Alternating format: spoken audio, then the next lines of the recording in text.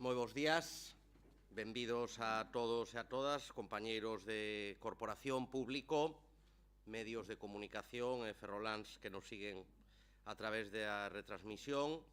Iniciamos o pleno ordinario do mes de febreiro, co punto primeiro, aprobación se procede dos borradores das actas das sesións celebradas os días 26 de setembro de 2024 e 21 de outubro de 2024.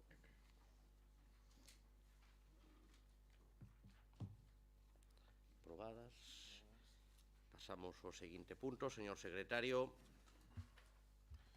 Dar conta das resolucións dictadas pola Alcaldía e os seus delegados entre o 22 de xaneiro de 2025 e o 18 de febreiro de 2025. Seguinte punto. Punto 3. Si lles parece, sí. Puntos 3 e 4, debate único. Sí. Punto 3, proposta ao Pleno de aprobación do recoñecemento extrajudicial de crédito. O 4, coa mesma denominación. Moi ben. Ten a palabra a concelleira de Facenda para a presentación da proposta. Pois moitas grazas, señor alcalde, boas tardes a todas e a todos. Pois efectivamente traemos en estes puntos unhas facturas para a aprobación do recoñecemento extrajudicial de crédito. Nunha destas partidas trátase de 5 facturas de suministro eléctrico que veñen do ano 21, do ano 22 e tamén dos primeiros meses do ano 24.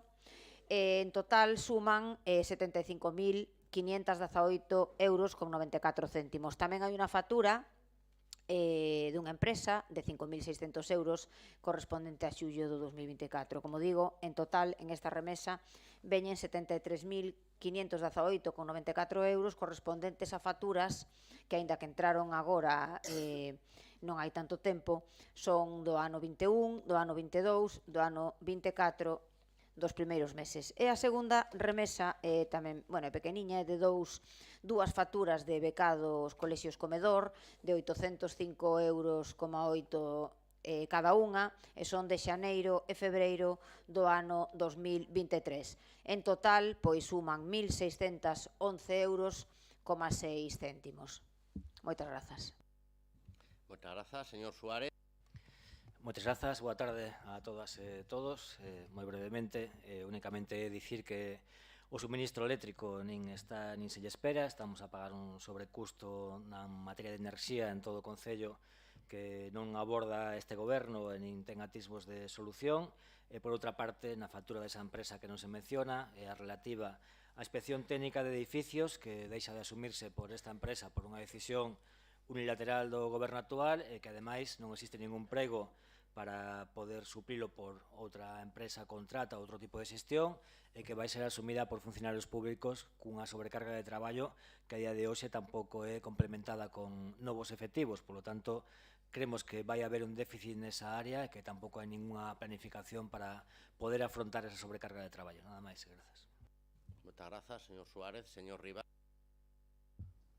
Grazas, señor Rei, boa tarde a todos e a todas. E nada, brevemente comentar cando menos un par de cousas. A primeira, que ten que ver co feito de que estemos en febreiro do ano 2025, xa levan vostedes un cachiño de goberno na cidade de Ferrol, e siguen-nos traendo propostas como esta, de recoñecemento extrajudicial de crédito por servizos que carecen de contrato e que non carecen de importancia, como é a cuestión do suministro eléctrico. Un suministro eléctrico que non dubidaron no seu momento en aboar ou entregar o superávit que tiña este Concello no seu momento para pagar eses sobrecustes que a empresas comercializadoras lle estaban a facturar ao Concello de Ferrol. Independentemente de que iso acontecía en anos pasados e vostedes decidiron apoiar esa proposta, non teñen feito ningún tipo de ou suxerido ningún tipo de alternativa que permita, cando menos, reducir o custe da enerxía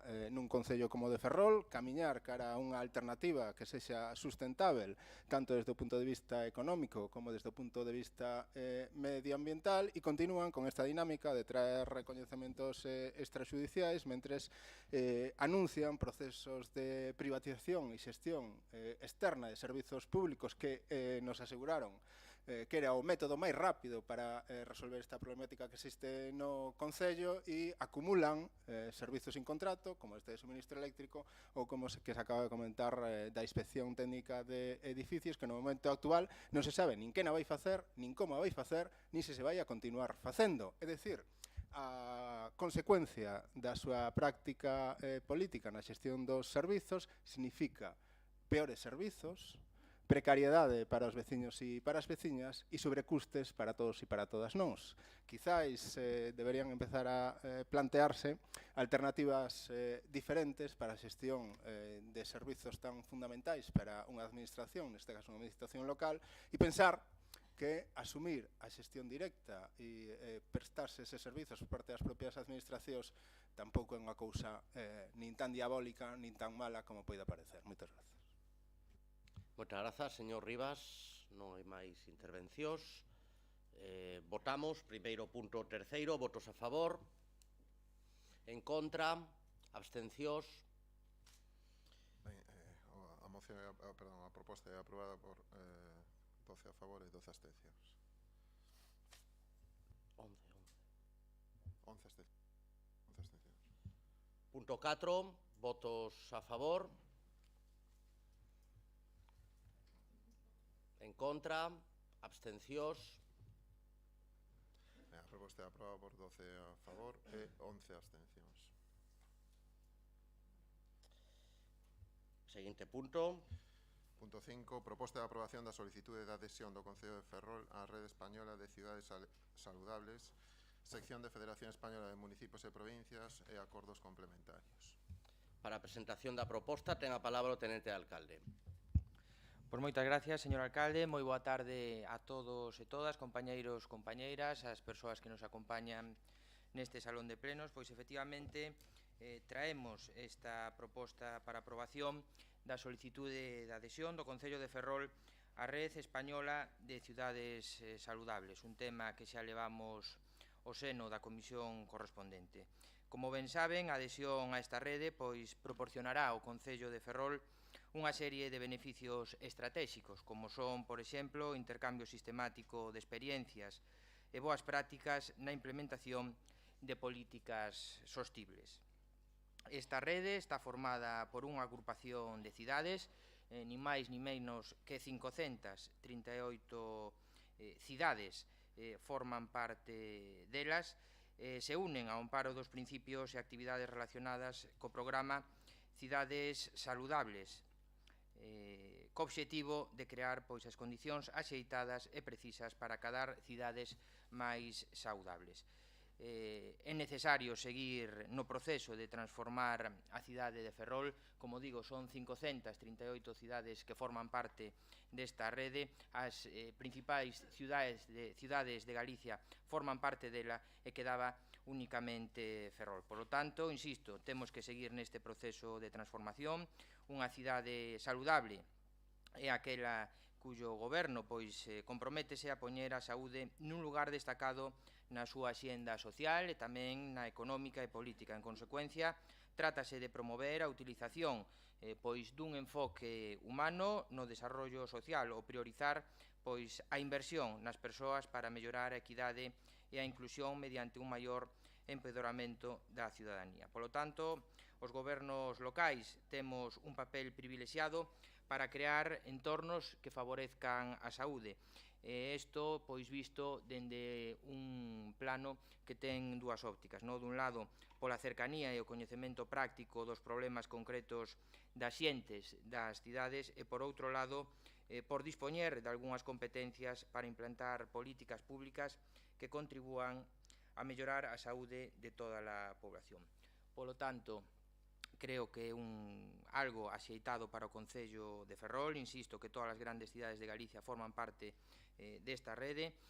O custo anual será de 2.000 euros e, por tanto, pois pedimos a aprobación deste punto. Moitas grazas, señor Suárez. Bueno, moi brevemente, nos, dende logo, imos apoiar esta proposta. Creemos necesario e imprescindible formar parte de entornos saudables. En coherencia, pues creemos que debe ser aprobada, igual que creemos que un entorno saudable é un centro da cidade libre de vehículos, que é o contrario que di o seu borrador de plan de mobilidade urbana sostible. Por lo tanto, creemos que se seguen esta liña de formar parte das cidades saudables, deberían tamén modificar esa proposta que presenta esa empresa de Madrid y Barcelona. Nada máis, gracias. Moitas grazas.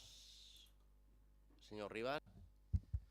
Grazas, señor Rei. Bueno, eu sinceramente non sei para que queren aderirse a esta rede de cidades saudables, porque o que se fai, as cuestións que se falan en estes foros e as propostas que se desenvolven entre estas entidades son xustamente as contrarias das que vostedes despois implementan nun concello como Ferrol. Eu creo que isto é evidente que non ten máis obxectivo que limpar a imaxe dunha práctica política que están a desenvolver vostedes de maneira permanente e constante e que vai en contra do que neste tipo de foros se está a debatir, se está a propoñer e se está a implementar, porque vostedes se incorporan a esta rede de cidades saudables, pero isto non lles obriga a nada. Nesas boas prácticas as que facían referencia ao goberno no momento actual, hai unha guía para planificar as cidades saudables que debe ser o elemento estructurante ás políticas que se adoptan por parte dos concellos que forman parte desta rede e se fala de boas prácticas como concellos como de Pontevedra. E claro, si comparamos as prácticas que vostedes están a decir que son boas prácticas que desenvolven un concello como Pontevedra e as comparamos coas prácticas que se desenvolven nun concello como Ferrol, pois aquí hai algo que non encaja. Parece moi evidente. Vostedes nos veñen a presentar a incorporación a unha rede como esta, ao mesmo tempo que no día de onte nos presentan un PEMUS que é contradictorio con todo isto. Ferrol é a cidade que ten o maior uso de vehículo privado no seu reparto modal de mobilidade. Supera o 50% da mobilidade respecto do resto de medios de desplazamento dentro da cidade. Mais da metade dos desplazamentos da cidade de Ferrol se fan en vehículo privado. Isto non deixou de medrar nas últimas décadas. Un concello como Pontevedra leva reducindo ese tráfico de maneira permanente e constante, tanto no centro histórico como nos anéis perimetrais a ese centro histórico. Tanto é así que o 97% do tráfico do centro histórico nunha cidade como Pontevedra foi suprimido. E vostedes pretenden incorporarse á rede de cidades saudables ao mesmo tempo que fomentan o uso do vehículo particular no centro histórico da cidade. O obxectivo desta rede, basicamente, consiste en mellorar a calidade das cidades, tanto desde o punto de vista da calidade acústica, tanto desde o punto de vista da calidade aérea, como desde o punto de vista medioambiental. É dicir, desenvolvendo espazos verdes, infraestructuras verdes que sexan capaces de beneficiarnos a todos e a todas no canto de convertir un espacio central como é Sánchez Aguilera nun novo centro comercial e en 460 vivendas nunha cidade no que o 20% están baleiras. Por tanto, que obxectivo persiguen vostedes coa incorporación a esta rede cando a súa práctica é xustamente a contraria? Cando menos, gustaríanos que sobre a base destes 2.000 euros que van vostedes a aboar de maneira anual, sexan capaces de traer algún tipo de proposta a este pleno municipal ou ás comisións que conforman os debates deste concello e a partir de aí tomar decisións. Pero se o que significa esta incorporación a esta rede de cidades saudables é que nunca máis vamos a volver a saber nada de este tipo de propostas, pois obviamente o seu obxectivo dista moito do que deberían perseguir coa incorporación a esta rede. Desde o noso punto de vista, creo que a incorporación do Concello de Ferrol a este conxunto de concellos é unha decisión que é inexcusable, pero que agardemos que non se convirta exclusivamente nun instrumento de propaganda do goberno do Partido Popular e cando menos sirva para abrir algún tipo de debate nun concello como o Concello de Ferrol que leva 20 anos de retraso respecto de moitas decisións que a día de hoxe creo que se fan inexcusables. Moitas grazas. Moitas grazas. Señor Reina.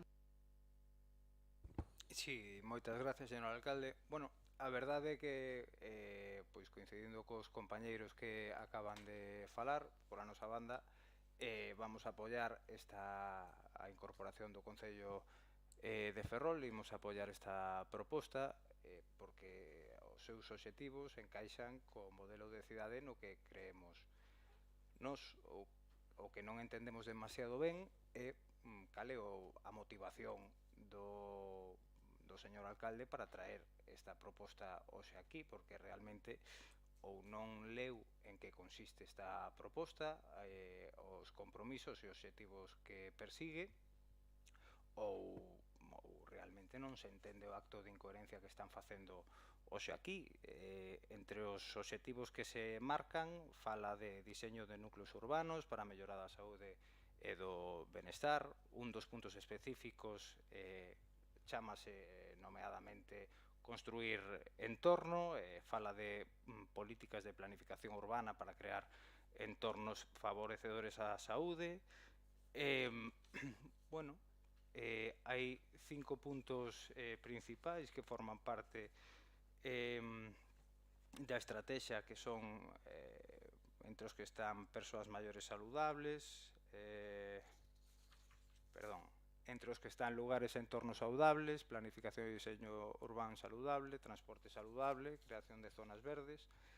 Claro, nos apoiamos estas propostas e por eso vamos a votar a favor. O que pasa é que vostede, o seu goberno, é o goberno que conta co mérito, que se queremos chamarlle de alguna maneira, de ser o goberno municipal que máis árbores fixo desaparecer da nosa cidade dos últimos, non quero exagerar, pero 20 anos, porque todos os gobernos municipais, señor Rei, o que fan normalmente é crear espacios verdes, máis ou menos, plantar árboles, pero vostede dedicouse a erradicar os árboles da nosa cidade. Podemos falar do Inferniño, podemos falar dos árboles que desapareceron do proxecto da Rúa da Igrexa, podemos falar de que problema tivemos co picudo nesta cidade, que lle advertimos en comisión, e a falta de acción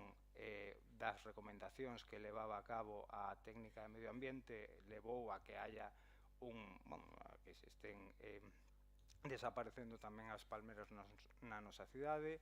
Non fixo vostede ningún só proxecto para ningunha zoa verde, meteu coches ata por riba dos árbores casi, despeatonalizou a Plaza de Armas, despeatonalizou San Antonio, fai desaparecer o seu goberno paradas, que falaremos despois delas, paradas para o transporte público. Non se practican as detraccións cando hai unha manifestación, cando hai unha folga por parte do persoal, non se practican as detraccións á empresa adxudicataria para que de alguna maneira haya unha repercusión pola falta de servicio que sufriron os nosos cidadáns, e vostede ven aquí hoxe a contarnos esta historia. Ademais, ven hoxe a contarnos isto o día despois de que nos presenten o plan de mobilidade máis vergoñento de todos os que se presentaron neste Concello. E ven vostede a falar dunha cidade saudable. Está vostede destrozando a calidade de vida desta cidade. Tomen nota desto, nos vamos a votar a favor. O que non sabemos é como van a votar a favor vostedes. Nada máis e moitas gracias. Moitas grazas, señor Reina. Ten a palabra novamente o tenente alcalde. Pois moitas gracias, alcalde. A verdade é que neste pleno escoitanse moitas cousas, non? Pero efectivamente, vostedes que en 8 anos non se puxeron de acordo para nada, hoxe pois sí que se puxeron de acordo para falar das mismas incoherencias, non? Eu creo que estamos aquí para adherirnos a esta rede española de cidades saudables, insisto, na que forman parte 538 cidades en na que Ferrol non estaba. Agora, co goberno que temos na cidade de Ferrol, pois efectivamente imos adherirnos a esta rede española de cidades saudables, porque precisamente os veciños e as veciñas da cidade de Ferrol son o que máis nos preocupan. Eu non sei se vostedes están aquí a pasar o tempo ou de verdade estades atentos ao que pasa, porque eu creo que estamos demostrando grandes proxectos na área de urbanismo, deportes e benestar que favorecen a saúde dos nosos veciños e veciñas. Eu lles podo asegurar que imos rematar este mandato con máis zoas verdes para os nosos veciños e as veciñas e que imos rematar este mandato con máis zoas para os nosos veciños e veciñas para que podan pasear polas nosas rúas, moitas máis das que tiñamos cando chegamos a este goberno. Tamén eu lles quero recordar unha gran zoa verde da cidade de Ferrol, como é o Parque do Montón, como o encontramos cando chegamos a este goberno e como está agora e como o seguiremos revitalizando para o desfrute dos nosos veciños e veciñas. Saben tamén, creo, a ciencia certa, o proxecto que temos de abrir Ferrol ao mar, a senda peonil que vai crearse con moitísimas actividades deportivas. Sodes tamén creo que conscientes do proxecto da cidade do deporte, o que vai conlevar para os nosos, sobre todo para os nosos nenos da nosa cidade. Polo tanto, creo que este goberno está a traballar seriamente para favorecer, neste caso, a saúde dos veciños e as veciñas, e creo que xa din conta e mostra de todo o que estamos a facer. Moitas gracias e nada máis. Moitas grazas. Señor Reina. Sí. Señor Rivas, perdón, non...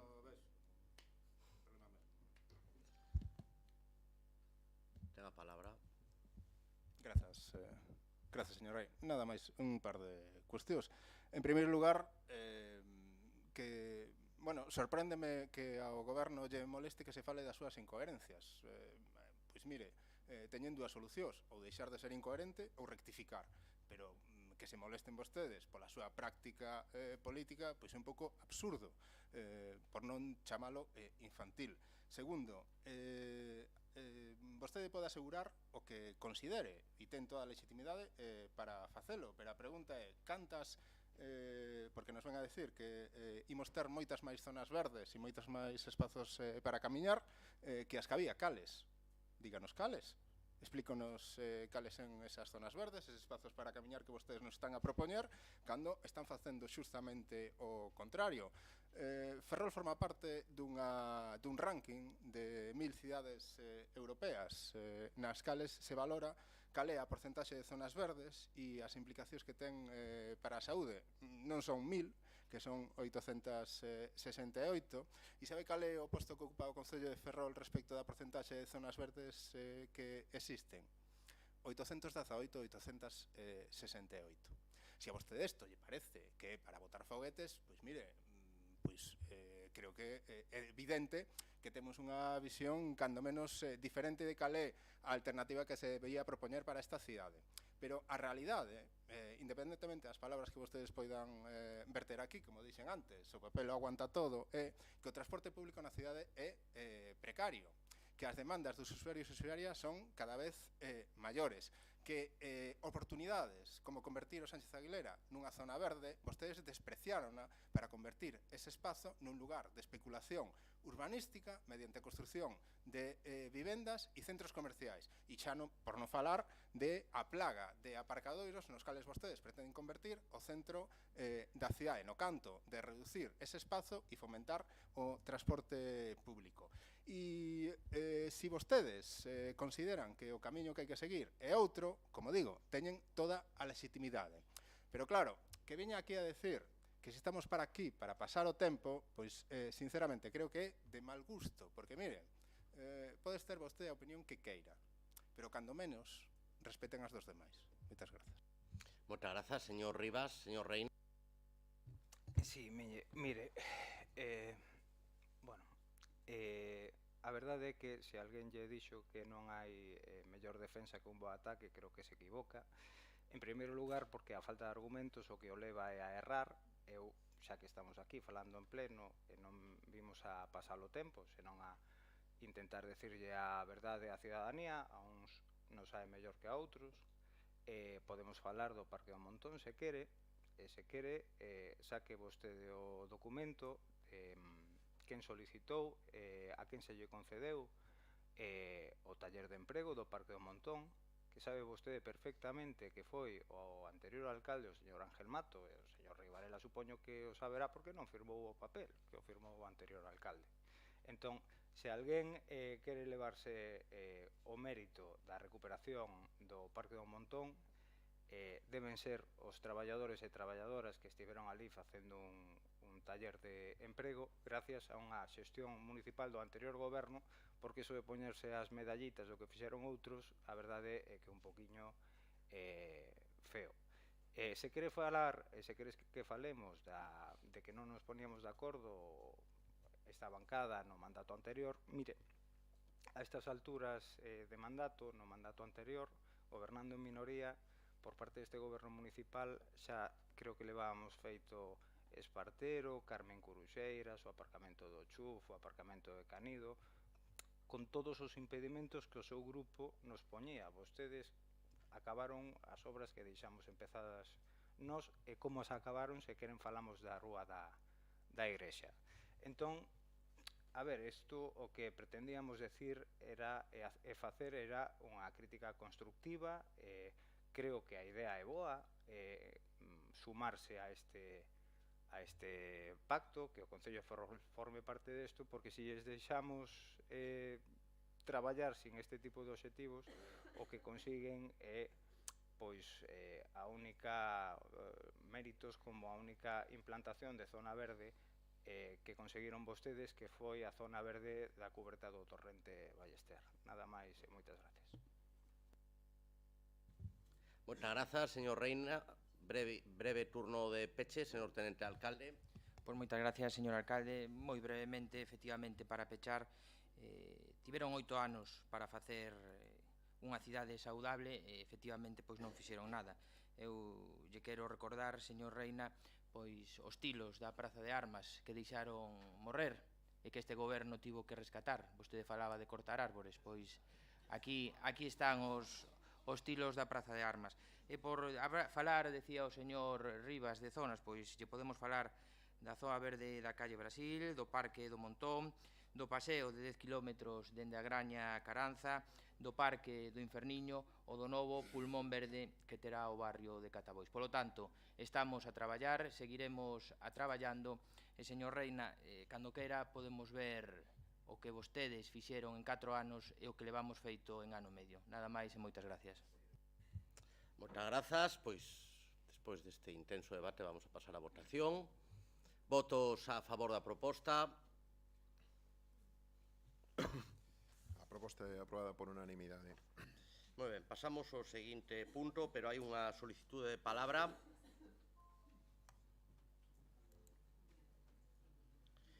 Dona Manuela López Gómez.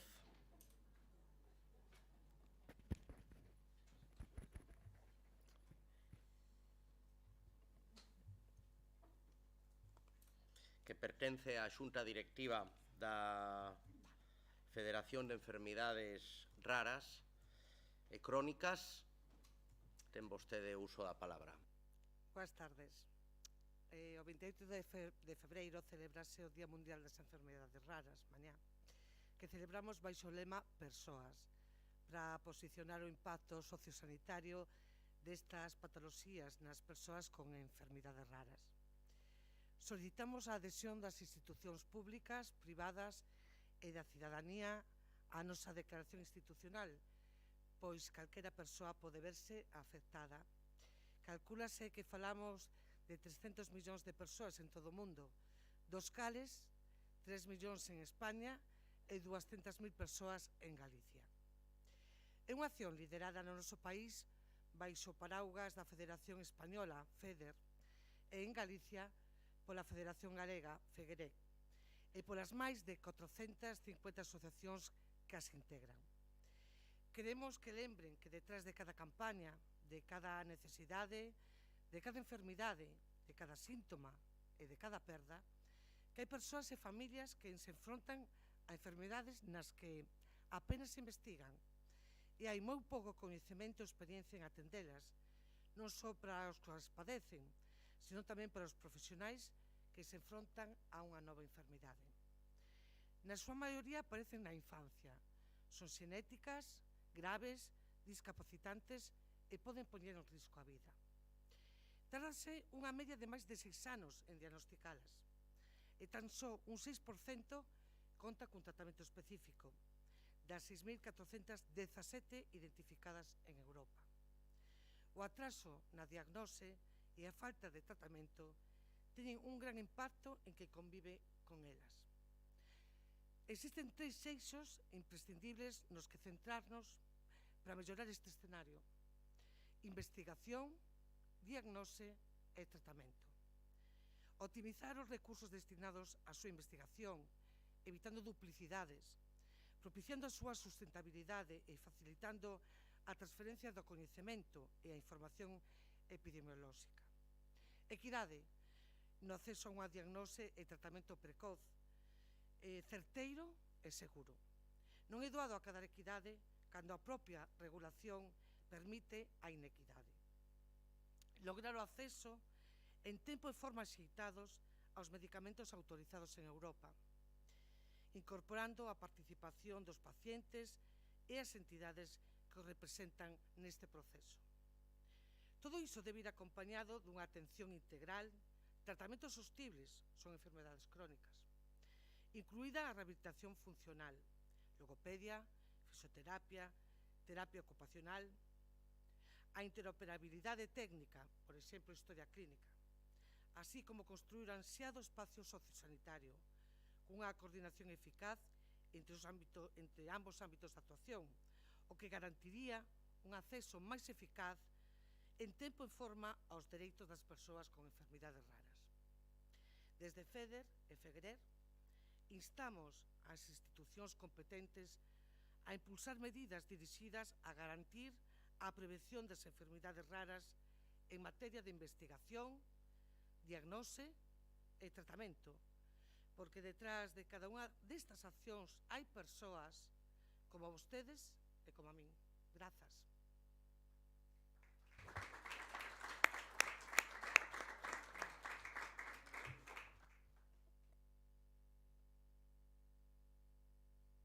Procedo á lectura, se lles parece.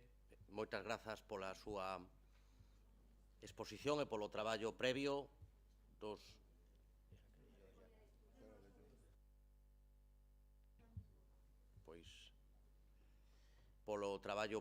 cos grupos políticos para que hoxe por unanimidade poidamos aprobar esta declaración institucional. Vamos a votala, se lles parece. Votos a favor da proposta. A proposta é aprobada por unanimidade. Punto 7. Dar conta das vítimas mortais por violencia de xénero dende 1 de xaneiro ao 14 de febreiro de 2025. Ten a palabra para a presentación da proposta a concelleira de Muller e Igualdade. Moitas grazas, señor alcalde, e moi boa tarde. Saudar tamén, como non, ao público asistente.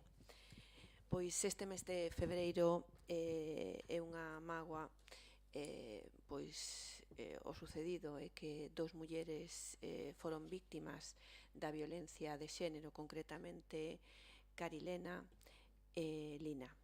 Carilena tiña 39 anos, era nai de unha filla e un fillo menores de idade e foi asasinada a mans da súa parella en Sama de Langreo, Asturias. Lina, que tiña 48 anos, e tamén madre de 3 fillos menores de idade e unha filla maior de idade, foi asesinada en Benalmádena, Málaga. Polo tanto, 2 mulleres asasinadas e 5 nenos orfos. Hoxe expresamos de novo a nosa máis absoluta condena e o rexeitamento ante estes asasinatos machistas e trasladamos todo o noso apoio aos familiares e ás víctimas. Moitas grazas. Moitas grazas. Pasamos ao seguinte punto. Punto 8. Proposta de aprobación da declaración institucional do 8M. Esta sí procedo á lectura, se lles parece.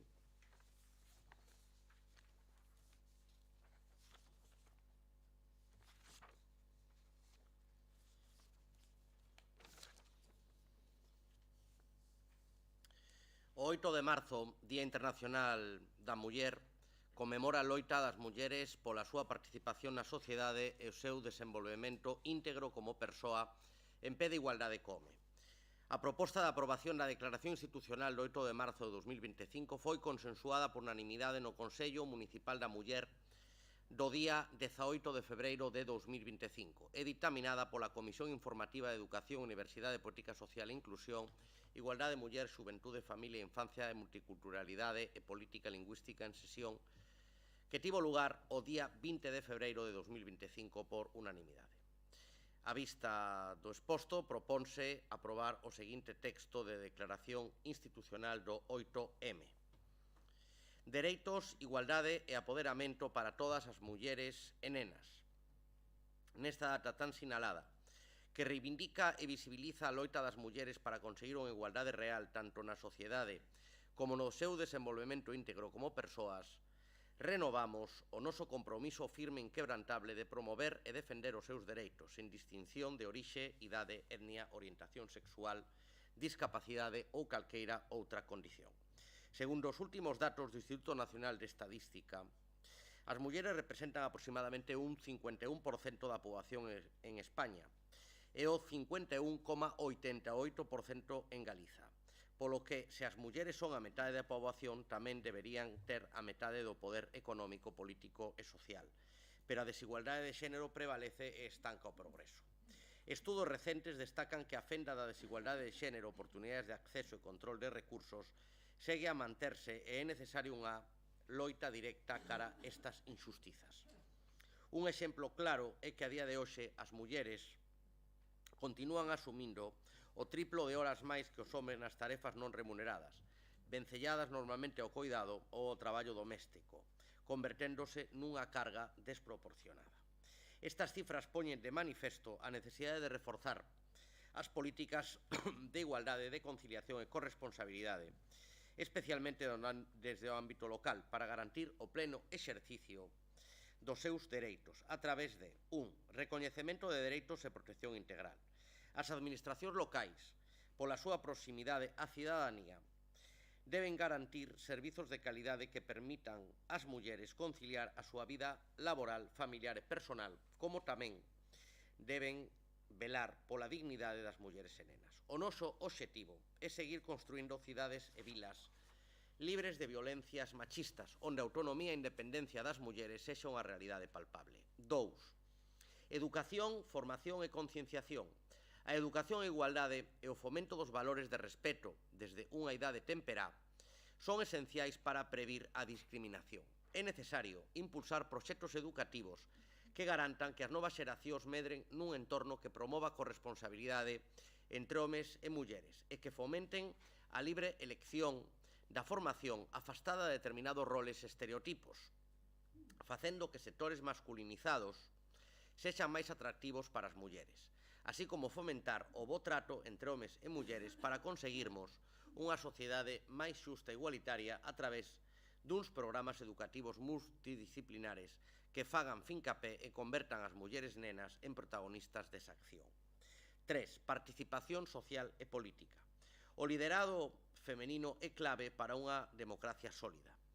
Fomentemos a participación das mulleres en todos os niveis, promovendo a súa presencia en órganos directivos e apoiando o emprendemento feminino.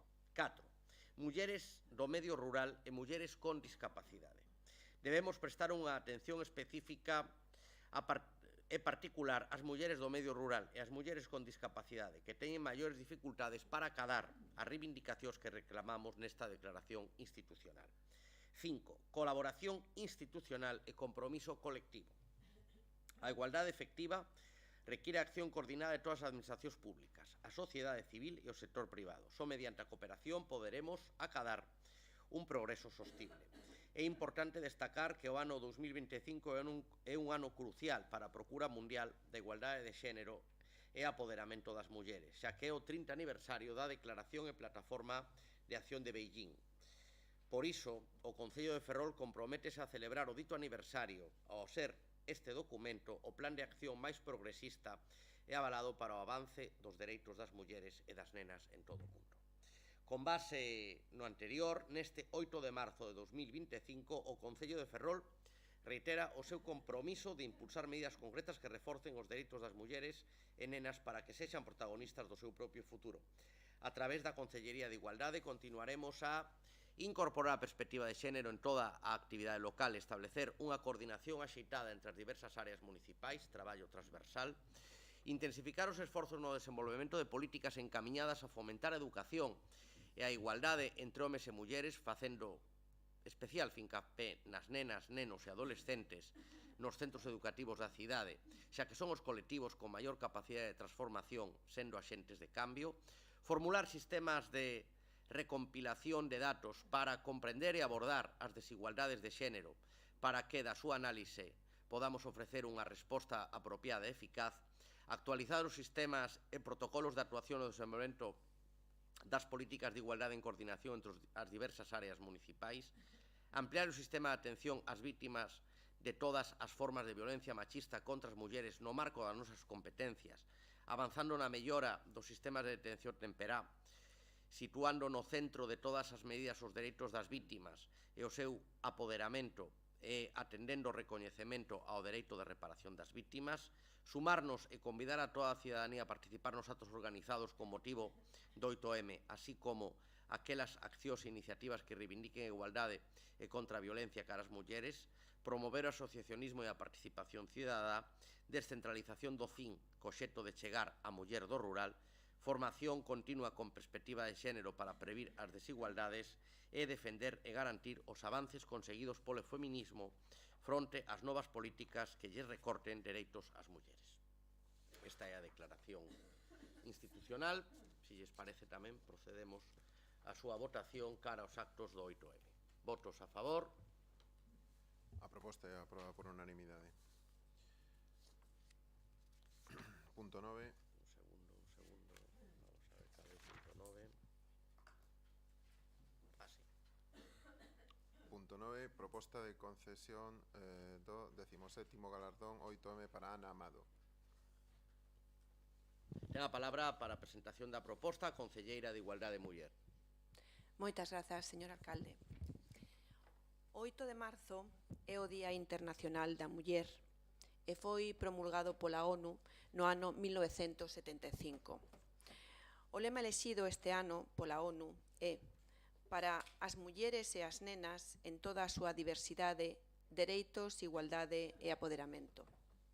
No ano 2009, o Concello de Ferrol instaurou o galardón 8 de marzo, cuxo obxectivo é recoñecer e darlle visibilidade a unha muller ferrolá ou relevante na sociedade ferrolá, así como a colectivos ou grupos de mulleres na cidade como a referentes ou pioneros a través do seu labor no ámbito profesional ou na súa implicación en temática feminista, ou a loita a favor da igualdade de dereitos entre homes e mulleres dende a calquera dos seus eidos transversais, social, artístico, cultural, científico.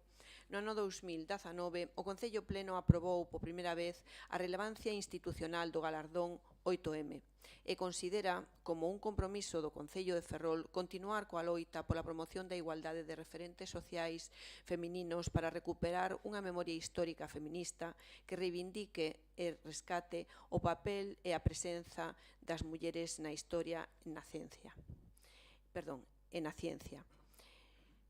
A Consellería de Igualdade propón este ano, por considerar merecedora de ser candidata ao galardón, a Ana Amado Pazos, unha ferrolana que naceu no ano 1975, pola súa implicación na loita contra os estereotipos de xénero e a súa traxectoria como profesional multidisciplinar nos campos de arquitectura, fotografía, dirección artística, no cine, televisión, ilustración, o cómic tamén, e o comisariado e o desempeño de exposicións, tal como se vai seguir a continuación detallando.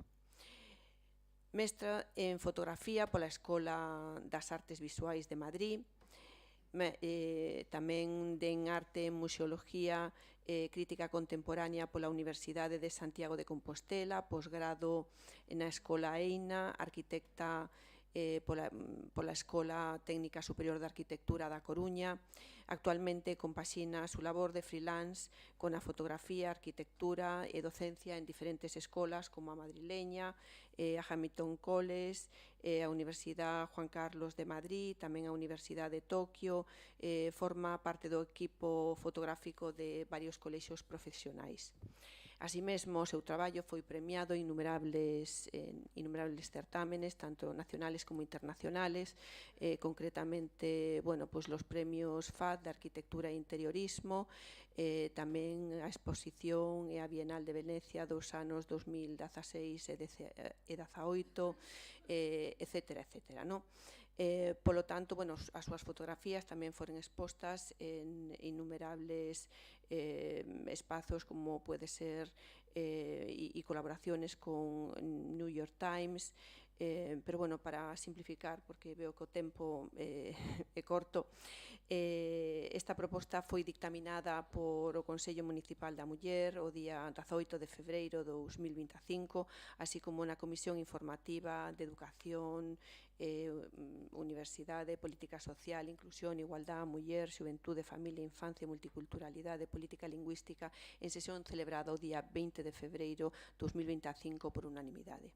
Polo exposto, propoño concederlle o 17 galardón 8M a Ana Amado por considerarla merecedora da dita distinción, tendo en conta a súa traxectoria xa relatada anteriormente, moi principalmente por outros traballos que agora vou significar.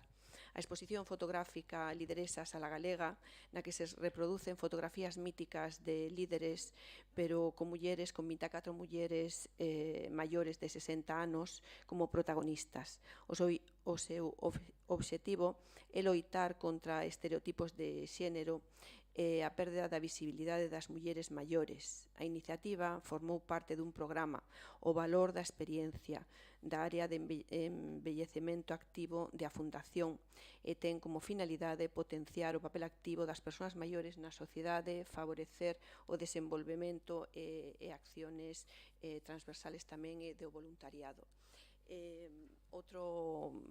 Outro que hai que destacar é o cortometraxe do documental Lavadoiro, na que se recollen as lembranzas de 11 mulleres que visitaron estes lugares, nos que se mostra unos espazos de sororidade entre as mulleres, nos que podían falar, expresarse con liberdade e socializar, lonxe desas restricciones sociais e do traballo doméstico.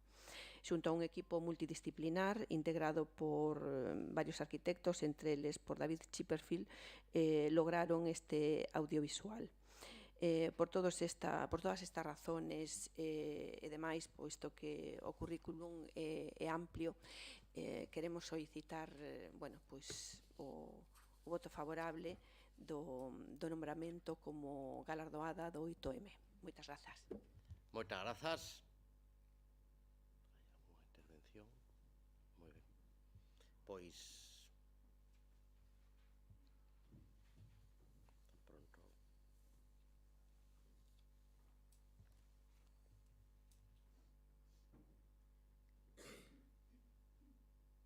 Votamos entón, votos a favor da proposta. A proposta é aprobada por unanimidade. Pasamos ao seguinte punto. Punto 10. Moción do Grupo Municipal Socialista relativa á adquisición e aluguer de vivenda a mozos e mozas en Ferrol. Para a presentación da proposta polo Grupo Socialista ten a palabra o seu portavoz, o señor Mato. Moitas grazas, señor alcalde. Boas tardes, compañeros de corporación, público en xeral que hoxe nos acompaña. Tal e como vimos dicindo nos últimos plenos, o noso espírito como grupo é de traer propostas a este órgano, o máis importante que ten este Concello, en positivo para seguir medrando como cidade, xustamente nun momento no que todos somos conscientes da importancia que ten o desenvolvemento de novos proxectos no eido do sector naval, toda a industria auxiliar, non? Pero, sin embargo, a mocidade en Ferrol non é unha excepción co que pasa no resto de España, non? Atopa dificultades significativas para poder acceder a unha vivenda digna debido a, bueno, pues unha política de salarios baixos, prezos elevados do mercado inmobiliario e a escaseza de ofertas adaptadas para estes colectivos, non?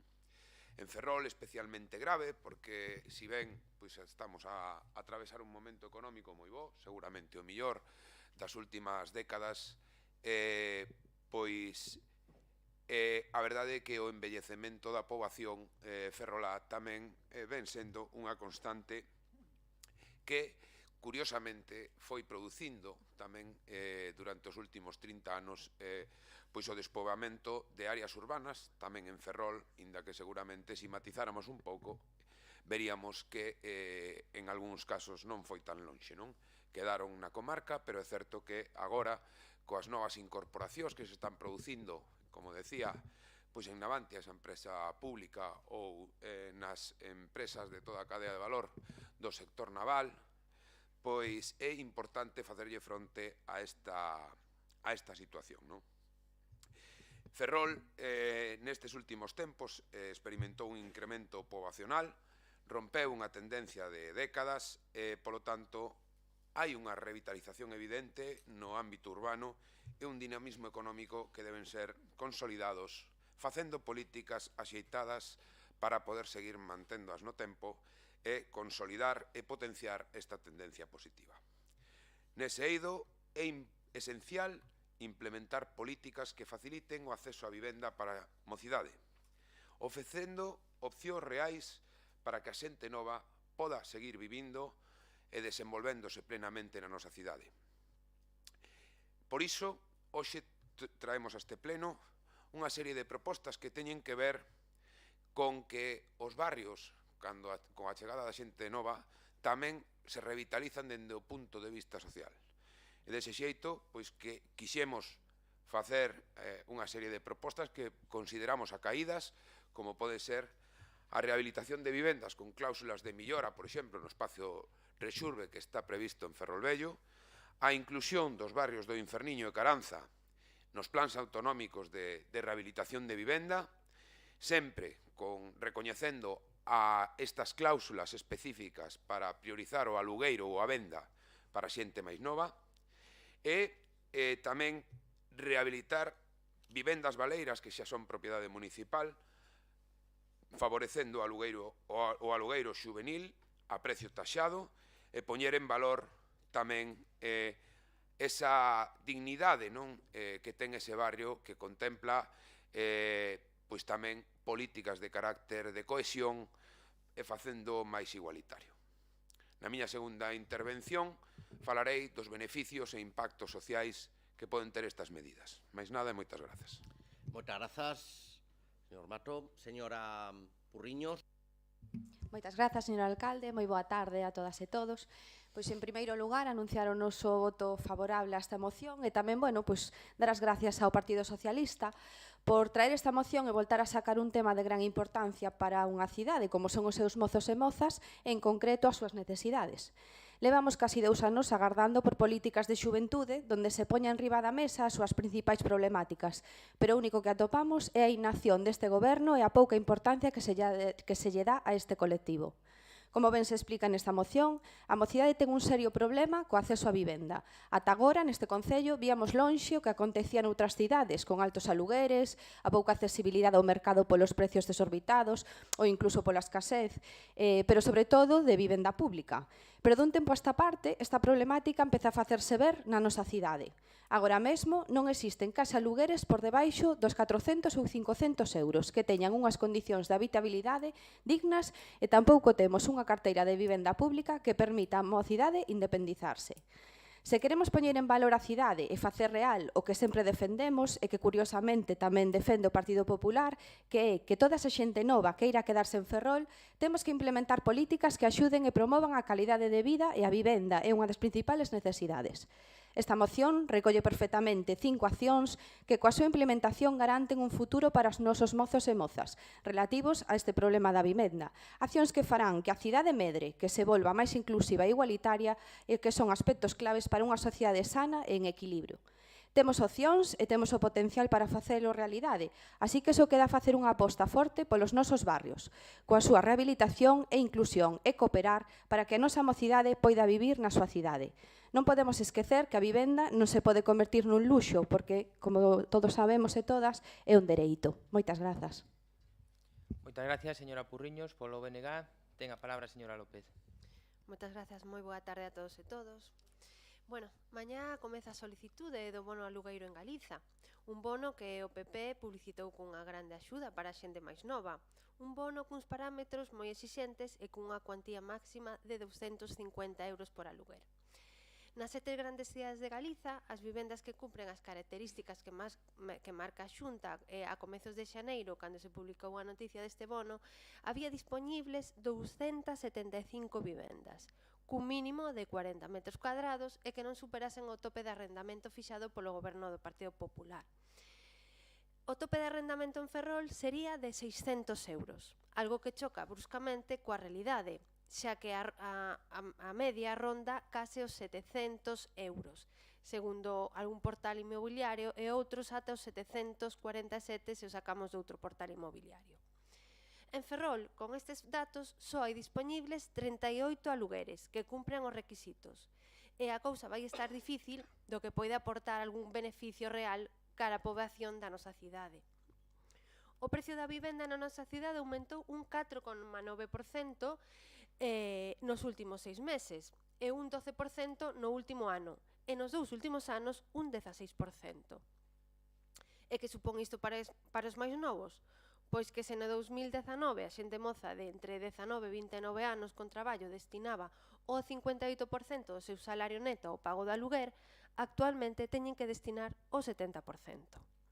Que significa isto? Pois que o bono alugueiro, que comeza mañá, non é máis que un parche que non vai solucionar os problemas nin na nosa cidade, nin en todo o país. Ademais, hai unha realidade palpable que é a do piso turístico, onde os pisos reformados quedan para a vivenda vacacional e os que están en peor estado quedan para estudantes, mocidade traballadora, etc. Pero despois temos vivenda baleira, case un terzo do total, onde o goberno do PP, do Partido Popular, non actúa. E na nosa cidade pasa outro tanto do mesmo. Que se fai coa vivenda baleira? Nada. Este concello dispón de vivendas en propiedade. En este caso, hai 2 anos deste goberno onde non se implementou ningunha medida para esta vivenda, nin para os máis novos, nin para os máis vellos. Este punto, na moción, aparece como último, que para min tería que ser o primeiro, porque donde o Concello de Ferrol pode e debe actuar para garantir que os máis novos teñan unha vivenda accesible. De todos os xeitos, nesta moción habería algunhas cousas que gustaría que se me aclararan. Xa que, por exemplo, no primeiro punto, que cláusulas son as que queren incorporar? A que plans de rehabilitación? As da Xunta, do Concello, do Estado? Que porcentaxe significativa queren destinar para a xente moza do Bertón? Xa existe un rexistro sobre a porcentaxe significativa, xa hai dende o IGUS unha rebaixa dese porcentaxe ao 7,4%, que a nivel autonómico sería do 30%, e que a nivel do Estado, da que esa porcentaxe autonómica xa está un pouco obsoleta, sería do 40%. Logo temos no punto 2 que están a solicitar unha declaración e que se refiren a unha declaración dun ARI. E no punto 3 xa existe un rexistro de demandantes. Queren vostedes modificar algún aspecto dese rexistro? O que dixen, o que sí está claro que nós imos apostar por unha porque se destinen no barrio de Recimil vivenda para a xente xoven, pero sí, é algo que importa e importa moito nesta cidade e en todo o país. Moitas grazas.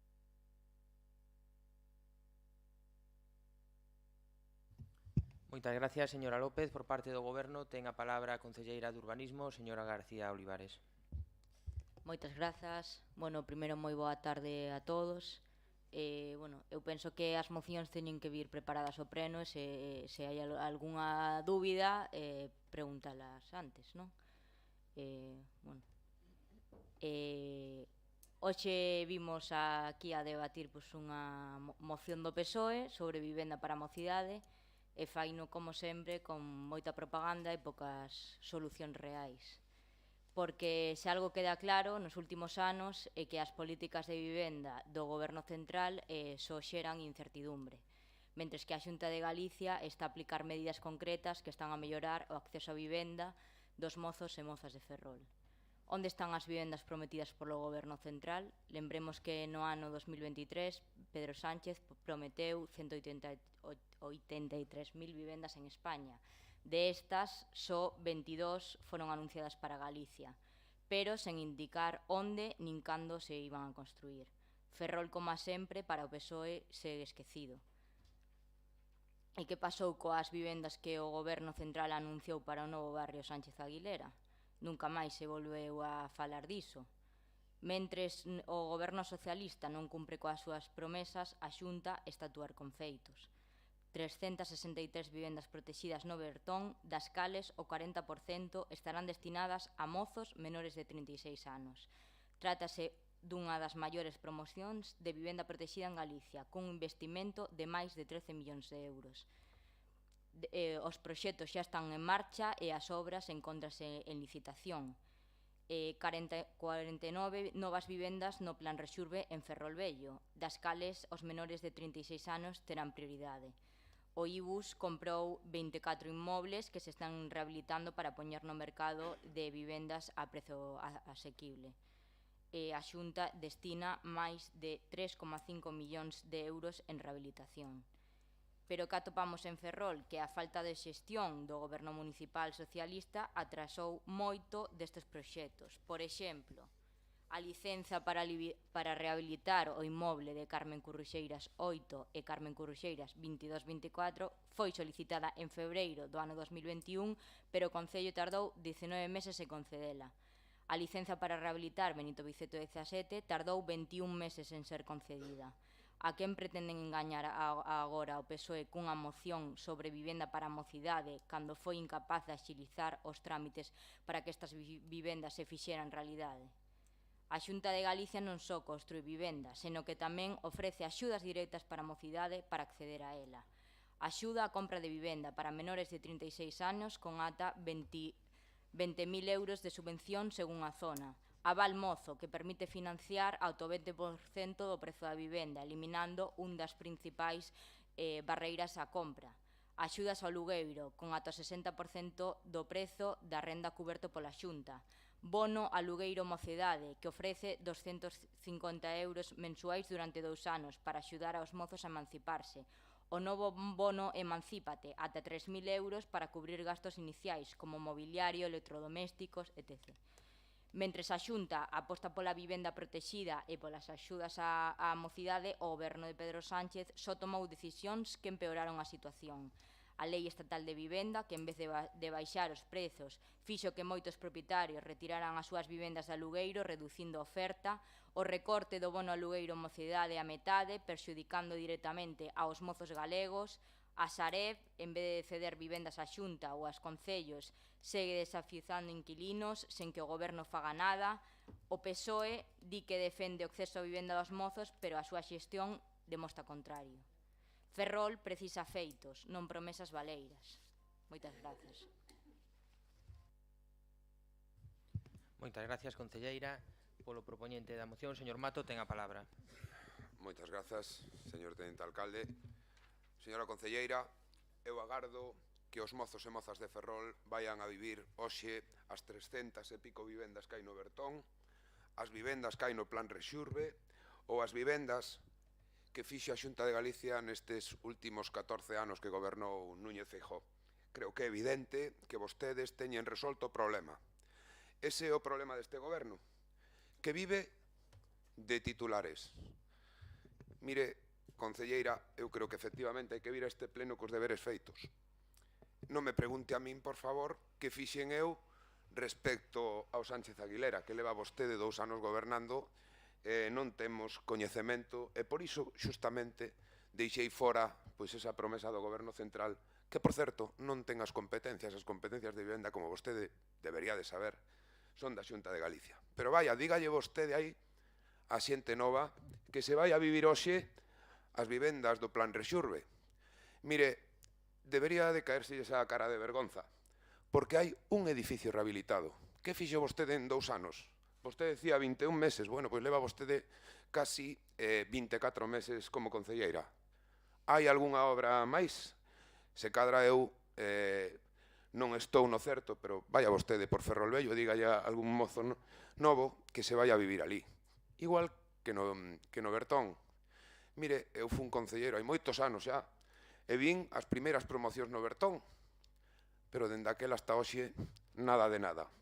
Dígalle a esa xente moza que vive en Ferrol que está buscando vivenda de alugueiro que se vai a alugar no Bertón, nesas 326 vivendas que vostede di que xa están feitas e que se están cumplindo os compromisos da Xunta de Galicia. A verdade, concelleira, é que hai que vir aos plenos cos temas preparados. A Xunta de Galicia non fixo nada en materia de vivenda. Ferrol, aínda hoxe, é unha das cidades galegas que ten máis vivenda pública e máis vivenda protexida. Por certo, vostede se esqueceu de falar das 1.200 vivendas que son de titularidade municipal que están en Recimil e das que vostede nin fixo ningunha mención, nin fixo ningunha proposta de rehabilitación, nin fixo nada máis que aquelo que tiña feito o seguinte goberno. Gobernar con soberbia non é bo. Vostedes teñen a maioría suficiente para facer o que lles pete, pero creo que se equivocan. E por iso este goberno vai dando pasiños de cego, en todo, non solamente en materia de vivenda, sino en todo. Sigan vostedes así, porque quen vai a pagar os platos rotos vai a ser a mocidade ferrolá, que unha vez máis vai a ter que marchar desta cidade. Máis nada e moitas grazas. Gracias, señor Mato. Por Ferrol en Común, a señora Purriños ten a palabra. Moitas grazas.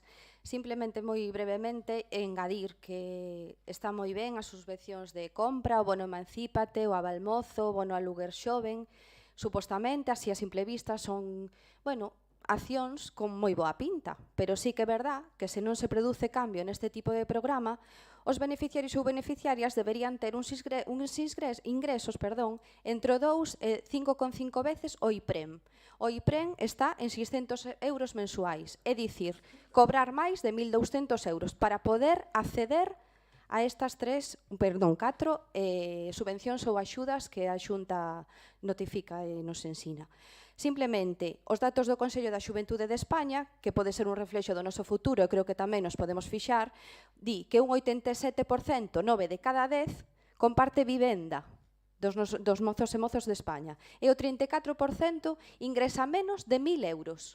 É dicir, se ten que pagar un tercio a vivenda, pois, bueno, podemos calcular o que lle queda para o resto. Pero que pasa? Que non existe esa vivenda a ese prezo.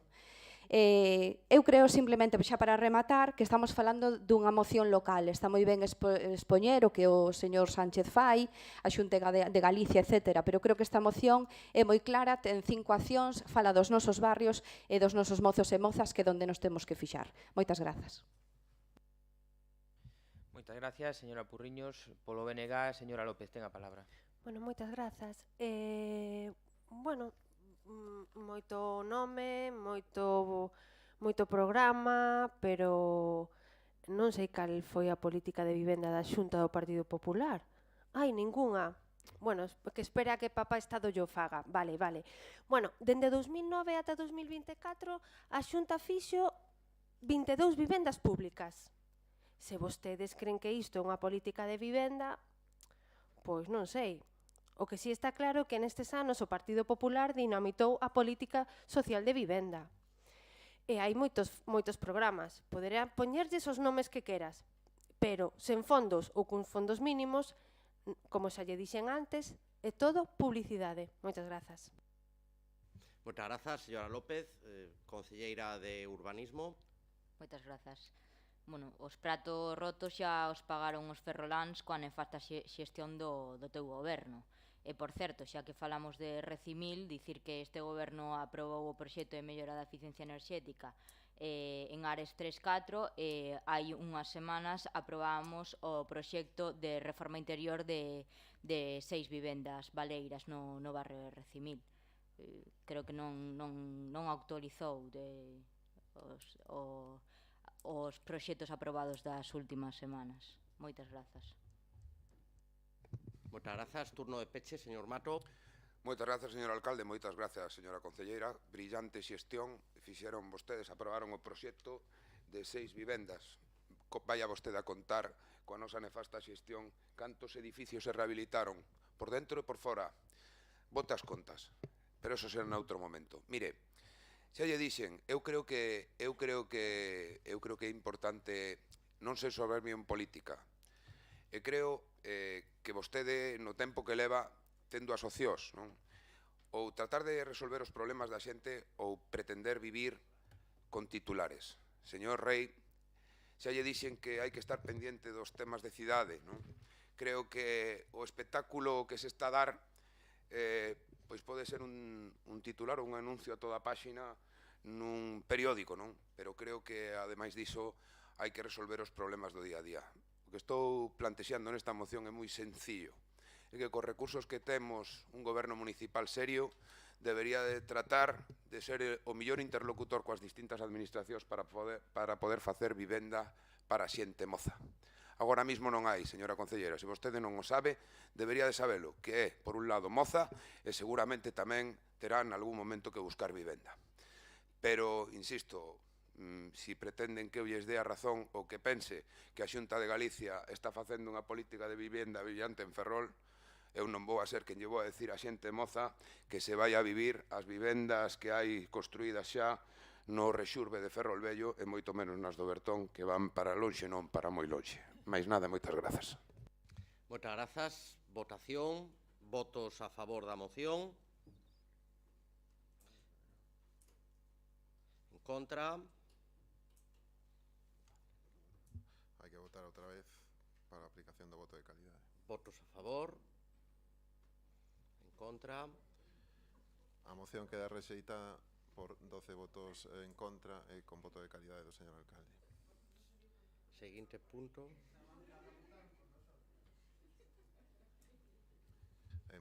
Punto número 11, moción do Grupo Municipal Socialista relativa ás inversións na zona rural.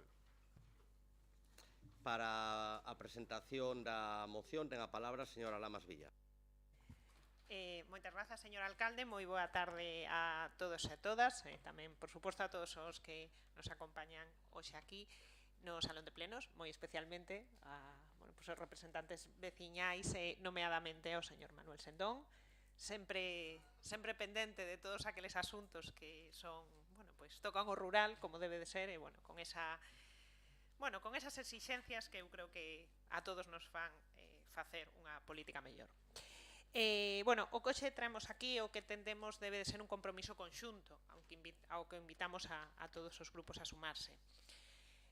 Todos temos, en moitísimas ocasións neste pleno, nas nosas declaracións recoñecido a débeda histórica coa zoa rural. E aínda que nos non entendemos, a xestión do día a día é difícil, e aínda que queramos, non sempre podemos cumplir con 100% dos compromisos que nos gustaría, creemos que a nosa política debe de atender a esa falta de infraestructuras da zona rural. Vaya por diante, que tamén o sabe o señor Tomé, informo tamén ao señor alcalde, a nosa política sempre, con respecto á zona rural, sempre foi propositiva e positivo. Pero o motivo de presentar esta moción ven dada especialmente por dúas situacións que consideramos inasumibles. Por unha banda, xa ao principio de mandato, deron vostedes de baixa inversións previstas con fondos propios que, naquel momento, cando afeamos, se nos indicou que non nos preocupáramos que serían metidas máis adiante. O que observamos é que deronse de baixa inversións que estaban previstas facerse con cartos municipais e que agora aparecen metidas nos fondos POS, é dicir, a sufragarse na súa meirande parte con fondos provinciais. Tamén coñecemos, desgraciadamente meses despois, que se deron xa tamén ao principio do seu mandato de baixa varias obras que estaban metidas en plans da Deputación en anualidades anteriores, é dicir, enmendaron vostedes a plana a compromisos que este salón de plenos ratificou moitas veces por maioría e apenas avisaron aos grupos da oposición. Cando fixemos as pertinentes preguntas, o que nos indicaban é que era unha cuestión de plazos, de enmendar algúns proxectos, algúns axustes. O señor alcalde o sabe ben, que tivo tamén a honra de ser diputado provincial e sabe de sobra que en prácticamente todos os plenos se modifican proxectos de algún concello, pois porque hai que facer algunha modificación. Son xestións perfectamente regladas e que se poden facer. Había un caso concreto que sí que había moita presa en facer unha das inversións, un par delas na parroquia de Covas, en todo caso se lle podía haber dado a prioridade como se fixo con outras inversións. O que se fixo foi dar de baixa esas inversións, o cal, dende a nosa postura, non é adecuado. Creemos que cada plans de obras e servicios debe de adquirir novos compromisos para que pouco a pouco se palen necesidades pendentes. Non entendemos como pode haber un plan de obras e servicios que reflite obras xa consolidadas e que, como digo, debemos ir sempre hacia adiante, é dicir, cada vez implementar máis esas inversións. Por outra banda, creo que isto é importante, creemos que debe de concretarse xa o asunto do saneamento. Facendo un breve percorrido pola hemeroteca, titula o Diario de Ferrol a raíz dunha visita que fixo a concelleira Ecel Vázquez hai un ano a esta cidade, que se anunciaba que a primeira fase do saneamento saldría a licitación este ano. Con todo respeto, vou a versionar a concelleira de Urbanismo. Onde está o saneamento prometido pola Xunta de Galicia? Porque acabou o ano 2024 e non estaba licitado. Hai uns días, de novo, podían iniciarse as obras do saneamento rural no ano 2025. Eu creo que aquí tamén nos temos unha débeda pendente importante, toda a corporación a ten, Ferrol entero ten esta débeda de que isto debe concretarse cuanto antes. Por iso, como poden ler, o que solicitamos é un compromiso certo da Xunta de Galicia para concretar. Eu creo que xa é hora de iniciar e finalizar ese inicio de obras antes de finalizar a presente anualidade. Vaya rematando. Sí, perdón. Creemos tamén que este goberno debe ter un plan de acción coa zona rural concreto e consensuado, non froito da improvisación. Chegaron proxectos apenas unhas horas antes de acabar o plazo, a meirande parte das inversións circunscríbense únicamente a contratos menores de esquesa envergadura. Queremos buscar diversificación, máis aló das obras do aglomerado, renovación de centros municipais, dotación de iluminación, espazos de lecer, etc. Por todo isto, sometemos a votación os puntos que están expresados na moción. Moitas gracias. Moitas grazas, señora Lamas. Señor Suárez. Moitas grazas. En primeiro lugar, dicir que imos votar a favor desta moción. Agradecemos que se traia este debate sobre a zona rural tan necesario a este pleno. Eu que xa levo, creo que 3 campañas electorais, todo o mundo en campaña lanza as mesmas píldoras, que a ciudadanía da zona rural non pode ser cidadáns de segunda frente aos cidadáns da zona urbana, que se requiren investimentos para equiparar as infraestructuras, etc. E logo, no día a día, a realidade é que nos dedicamos a pasear polos distintos distritos da zona rural a entregar placas, a dar flores e a escoitar a Jorge Latino, pero que aplicar políticas onde se melloren a vida diaria da ciudadanía da zona rural, eso sí que non o vemos ou case non o vemos. Eu recordo na primeira campaña electoral, que foi precisamente no ano 15, cando saiu o actual alcalde do seu primeiro mandato, nos dicían que, por exemplo, na zona de Covas únicamente se investiran durante 4 anos 11.000 euros. Poñamos por caso que fagamos eso no barrio da Madalena, que hai un madalena-centrismo brutal nesta cidade, sería un escándalo de proporciones magníficas.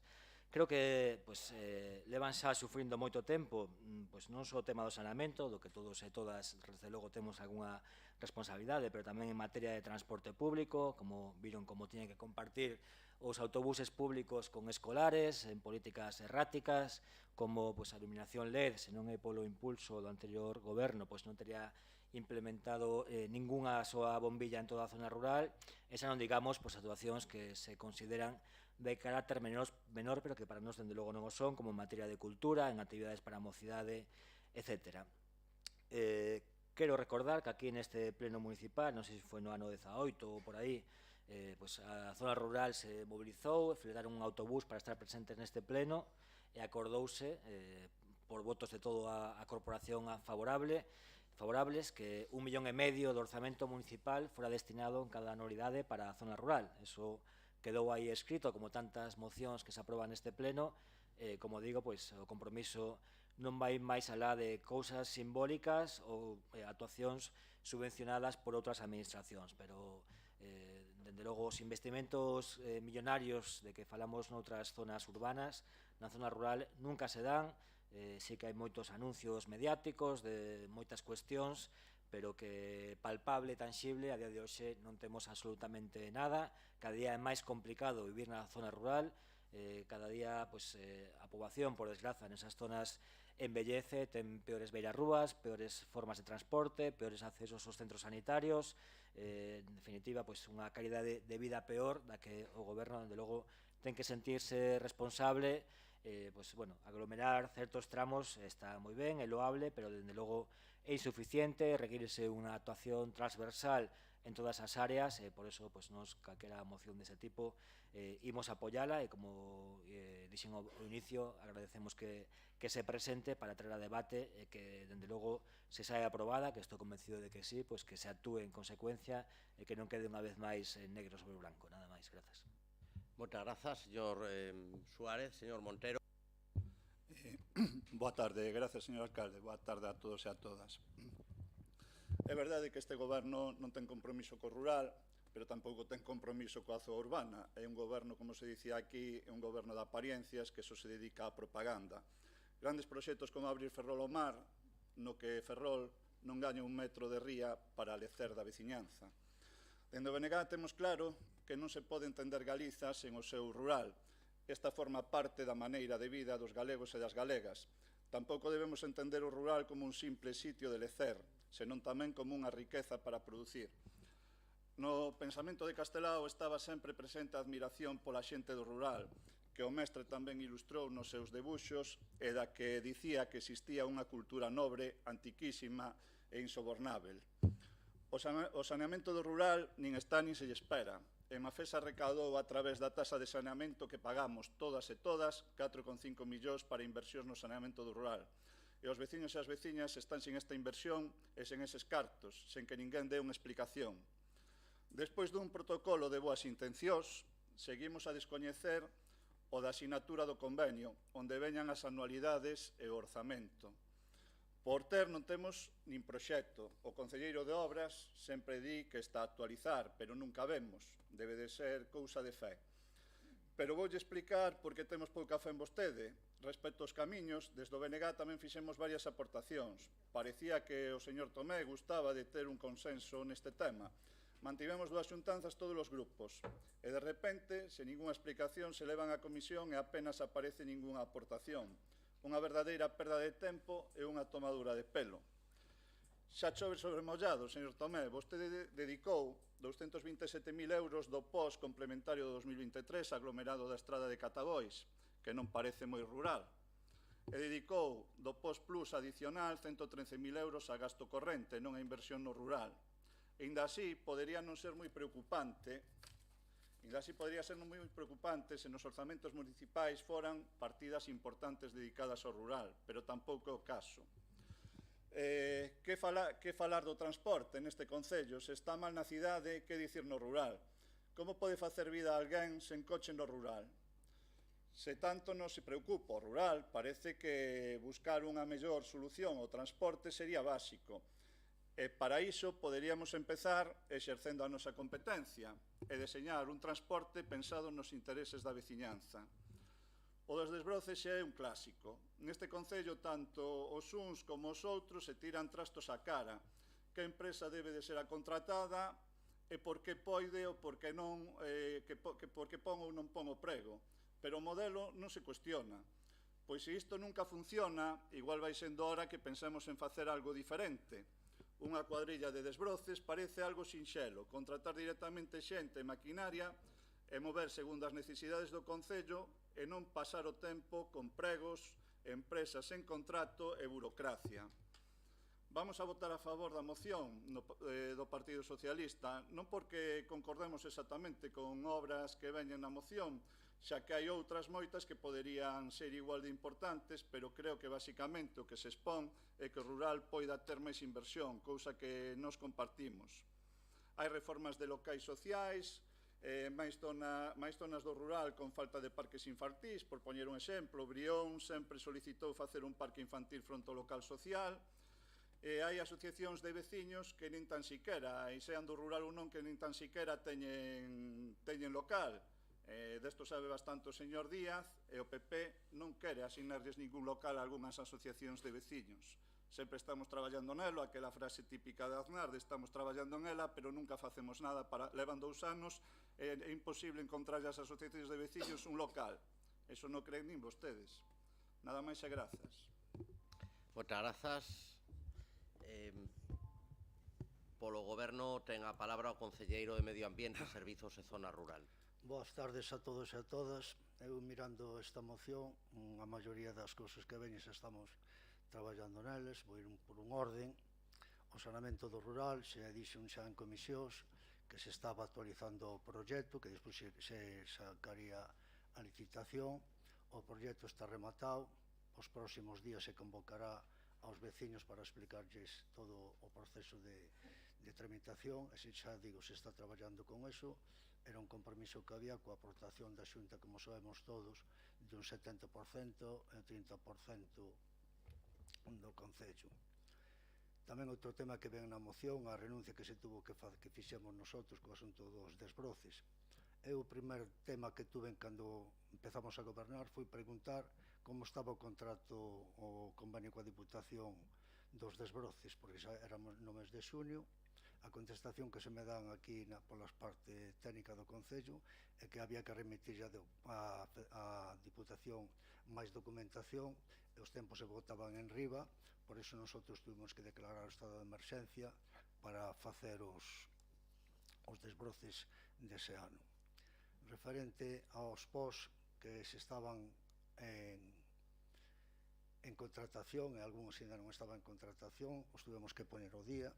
Estos POS están todos resoltos, algúns incluso xa está en execución. Por exemplo, Lodeiro a Cochera, Baldomero Beceiro, Carretera do Lago, Carretera de San Cristóbal, Fontavelleira, Estrada do Vilar, Camiños da Raxón, Aneiros da Riba, os muiños dos Currás en Esmelle, o Seixo Blanco, o Camiño das Refertas, o ascensor de Mantiá, que era un POS de 2021 que estaba aí, que hubo que sacalo 2 veces, o Landrove, que se renunciou a él e hubo que volver a recuperalo, as luminarias de LED, que eran dun POS que era do ano 2021, quedaron desertos tamén o Camiño da Aldea e as rúas da Diputación. Aquí tamén se dice que nesta moción que era tradicionalmente que todo POS era por rural. Home, eu a Avenida de Esteiro non creo que sea moito rural, o Mercado da Madalena tampouco sea rural, a Estrada de Catabois, que nosotros renunciamos a él, tampouco creo que sea moi rural. A parte, se fixeron outras inversións no rural, como no Río Xunto, en Esmelle, Camiño do Cos en Serantes, Camiño da Coruxa en Mugá, As Penas en Brión, Milomes en Papoi, Camiño da Iglesia en Mandiá, o Forno de Bastida, Camiño de Espiñeira, o Camiño de Mañón, as Sindicales de Serantes, unhos tramos, a Estrada de Mandiá, onde están os aluminios, unhas franxas que estaban en mal estado, o aparcamento da Xunta Veciñal de Doniños, que levaba moito tempo reclamando, uns sumiderios de pluviales en Beleicón, e tamén se está traballando ahora nos taludes de Doniños. Referente ás reparacións dos locales comerciais, dos locales sociales, se falou coas asociacións de veciños e nos mandaron a Asociación de Veciños de Santa Cecilia, nos entregou as súas peticións o 12 de 2 de 2025, Balón o 12 de 2 de 2025, Mandiá o 12 de 2 de 2025 e Covas o 17 de 2 de 2026. Referente ás renuncias que tuvemos que facer, a renuncia do Parque Infantil de Doniños, de Esmelle e de Covas. Aquí se tuvo que renunciar, que isto estaba en un pos, porque en Esmelle non tiñan a documentación entregada, que non había cesións. En Covas se fixo un contrato menor no mes de maio de 2023 por un importe de 47.350 euros. A renuncia nosotros tivemos que renunciar, pero o Partido Socialista tamén tuvo que renunciar aos pos do ano 2020 e 2021. Aglomerado Camiño de Buil, Camiño da Cruz e Rúa das Lousas do pos de 2020 e aglomerado Camiño de Balón Bello e Camiño de Landrove. Era por tratarse de obras de referencia en actuaciones confinanciadas pola Diputación, considérase conveniente renunciar por cuestións de carácter financiero e orzamentario. Isto era o 2 de xunio do ano 2023. E despois tamén outra renuncia era o Camiño do Vilar, Camiño da Cruz Roxa, Camiño C128, Camiño 125. Como xa digo, nosotros seguimos traballando co asunto do rural, estamos a adiantar un pouco máis os proxectos da mellora dos locales sociales, como xa digo, como estamos traballando en todos estes detalles que ven na moción do Grupo Socialista, pois non vamos a apoiar esta moción. Moitas tardes. Moitas grazas. Señora Lamas. Nada, moitas grazas. Señor Tomé, se están traballando en todo isto, non entendo o problema para votar a favor. Non vou entrar outra vez no tema do desbroces, as emerxencias, así vostede vai ocupando tempo, sabe de sobra como foi aquelo, esta concellera persoalmente se puso en contacto con vostede aínda non acabado o mes de maio para poder axilizar todo o tema e foi vostede o que declinou de ese ofrecemento. Din que están todos resoltos. Está seguro, señor Tomé? Porque lle vou contar unha cousa. Falaba vostede, isto ademais aviselle nas comisións. Fala vostede dese proxecto que houve que renunciar porque o parque xa se fixera con contrato menor, Esmelle xa non tiña resolto o tema da titularidade do terreno. Certo é que vostede tamén encontrou o proxecto modificado para simplemente remitilo á Xunta á Deputación da Coruña. Está contratado dentro do ano 23 e o entregaron creo que en abril do ano 23. Vostede tiña encima da mesa o proxecto modificado. Eu comentei en varias ocasións na comisión. Vostedes renunciaron a ese proxecto sin ni sequera preguntar. Que foi do camiño, perdón, acondicionamento da parcela ao carón do cementerio de Covas. Está tamén resolto? Ou simplemente renunciaron? Entón, bueno, revise vostede a súa lista. Fala vostede un montón de inversións, efectivamente, as inversións que xa quedaron previstas e remitidas a contratación no anterior mandato e que ese é o traballo que teñen que facer. Pero agora ese traballo que vostede teñen que seguir, señor Tomé, é seguir proxectando e aumentando o número de inversións na zona rural. É lóxico que vostede execute as inversións que xa quedaron previstas. Nós executamos moitísimas inversións previstas polo goberno anterior do señor Jorge Suárez. Esa é a lóxica. Pero vostede, agora, o que ten que ter é altura de miras e planificar novos proxectos. Non renunciar aos anteriores e os volve a meter agora actualizados como xa lle dixen, é que é un procedimento regulado. Pode facer vostede sen ter que renunciar a eses fondos. O que non se pode é acadar uns compromisos para logo volvelos a vender despois. Entón, como lle digo, é simplemente para terminar, tamén lle vou a comentar unha cousa. É verdade que nos renunciamos a algúns. Sabe por qué, señor Tomé? Renunciamos a eses fondos provinciais para poder utilizalos como favor a vostede para outras inversións, porque os fixemos con inversión municipal. A diferencia do que fan vostedes é que quitan inversións que estaban previstas para facer con dinero municipal para pagalo cos cartos da Deputación. Moitas gracias. Moitas grazas, señora Lamas. Señor Suárez. Moi breve. Eu quero convidar ao Goberno a remar por Ferrol, que se sume á oposición. Non se pode entender que estas medidas que únicamente instan ao Goberno a desenvolver investimentos na zona rural sexan votadas en contra porque é algo que xa se está facendo. Se xa se está facendo, non vexo motivo para votar a favor.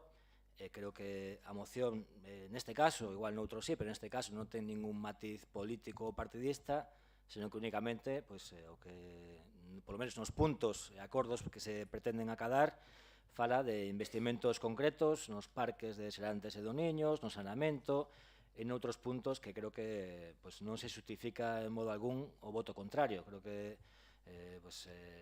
é difícil de argumentar políticamente, no sentido da política en buscar o ben da cidadanía.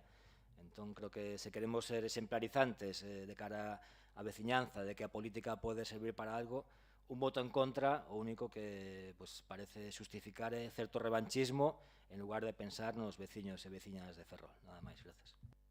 Moitas grazas, señor Suárez. Señor Montero. Nada, a fase favorita deste goberno, estamos traballando en ele. Vostede tamén empeza con esa frase, señor Tomé, estamos traballando en elo. A ver se cando deixan esa frase poden empezar coa de fixemos algo.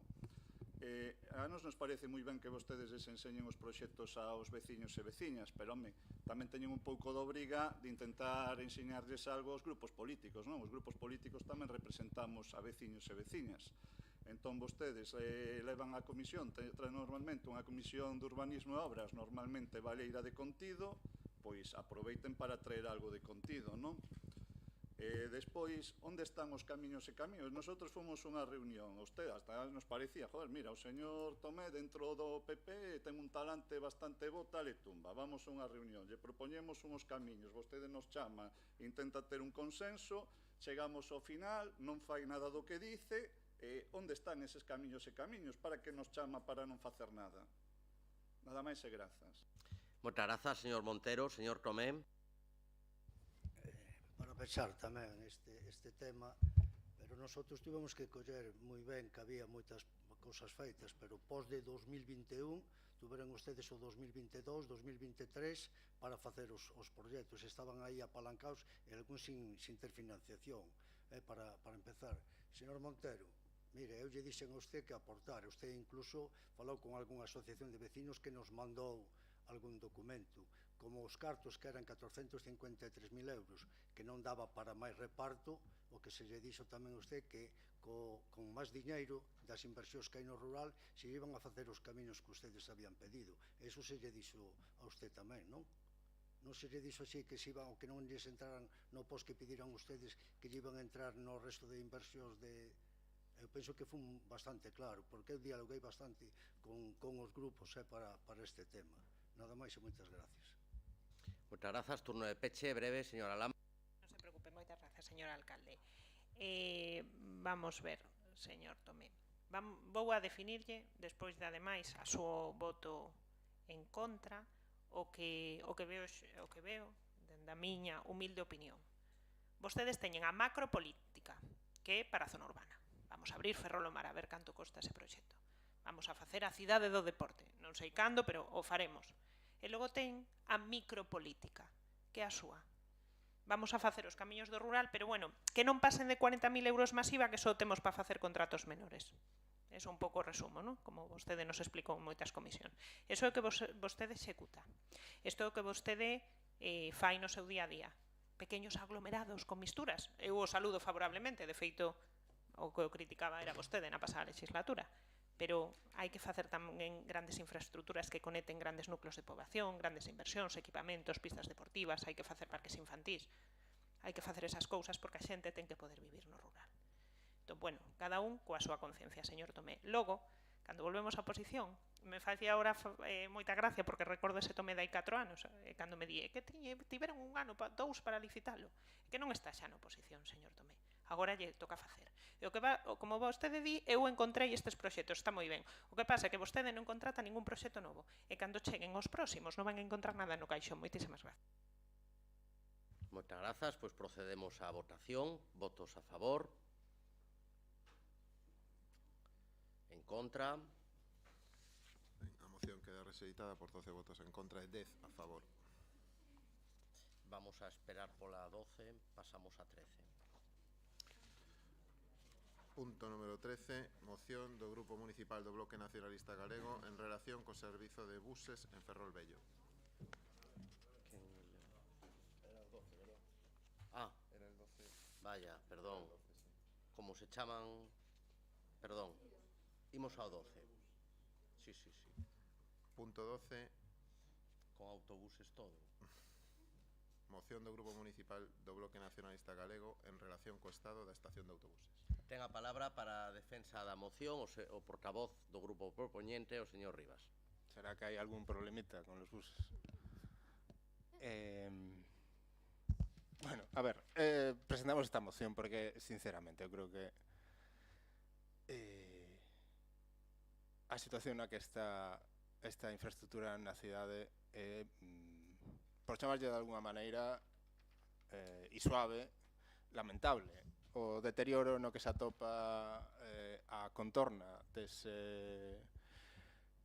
desa instalación e a da estación de ferrocarril é permanente e constante. Estes días creo que había unha especie de enriada en paralelo ao decorrer da beira rúa de acceso a estas dúas estacións.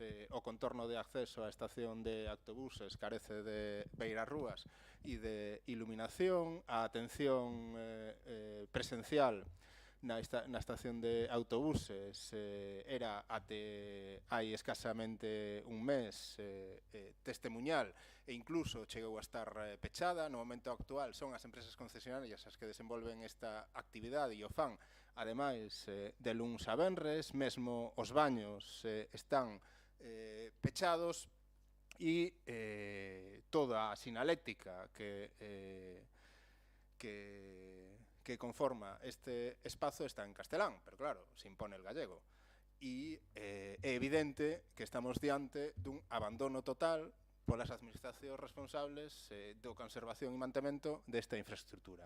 Tanto no que compete á Xunta de Galiza como titular da estación e a competente en asumir as obras necesarias para mantela nunhas condicións aceptables, como parte do Concello que nin exixe nin acomete os seus traballos que teñen que ver co espazo que rodea a esta infraestructura e, en concreto, a urbanización dos espazos que hai na súa proximidade. No fondo, isto non deixa de ser unha metáfora da situación do transporte público na cidade.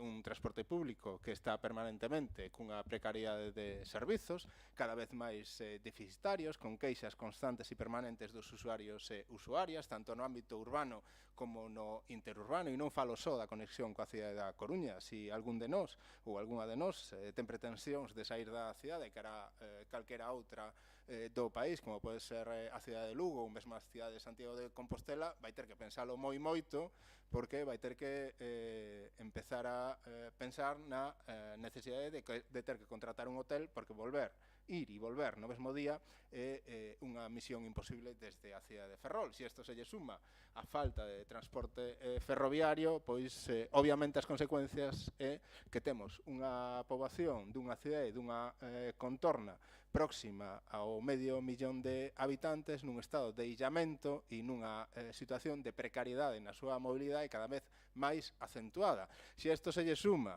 que xunta a precariedade a pobreza enerxética, xa podemos empezar a falar de pobreza en mobilidade, pois sinceramente creo que a actitude que se está a manter por parte das institucións e administracións responsables, como decía antes, tanto a Xunta de Galiza como o Concello de Ferrol, pois deixa moito que desexar.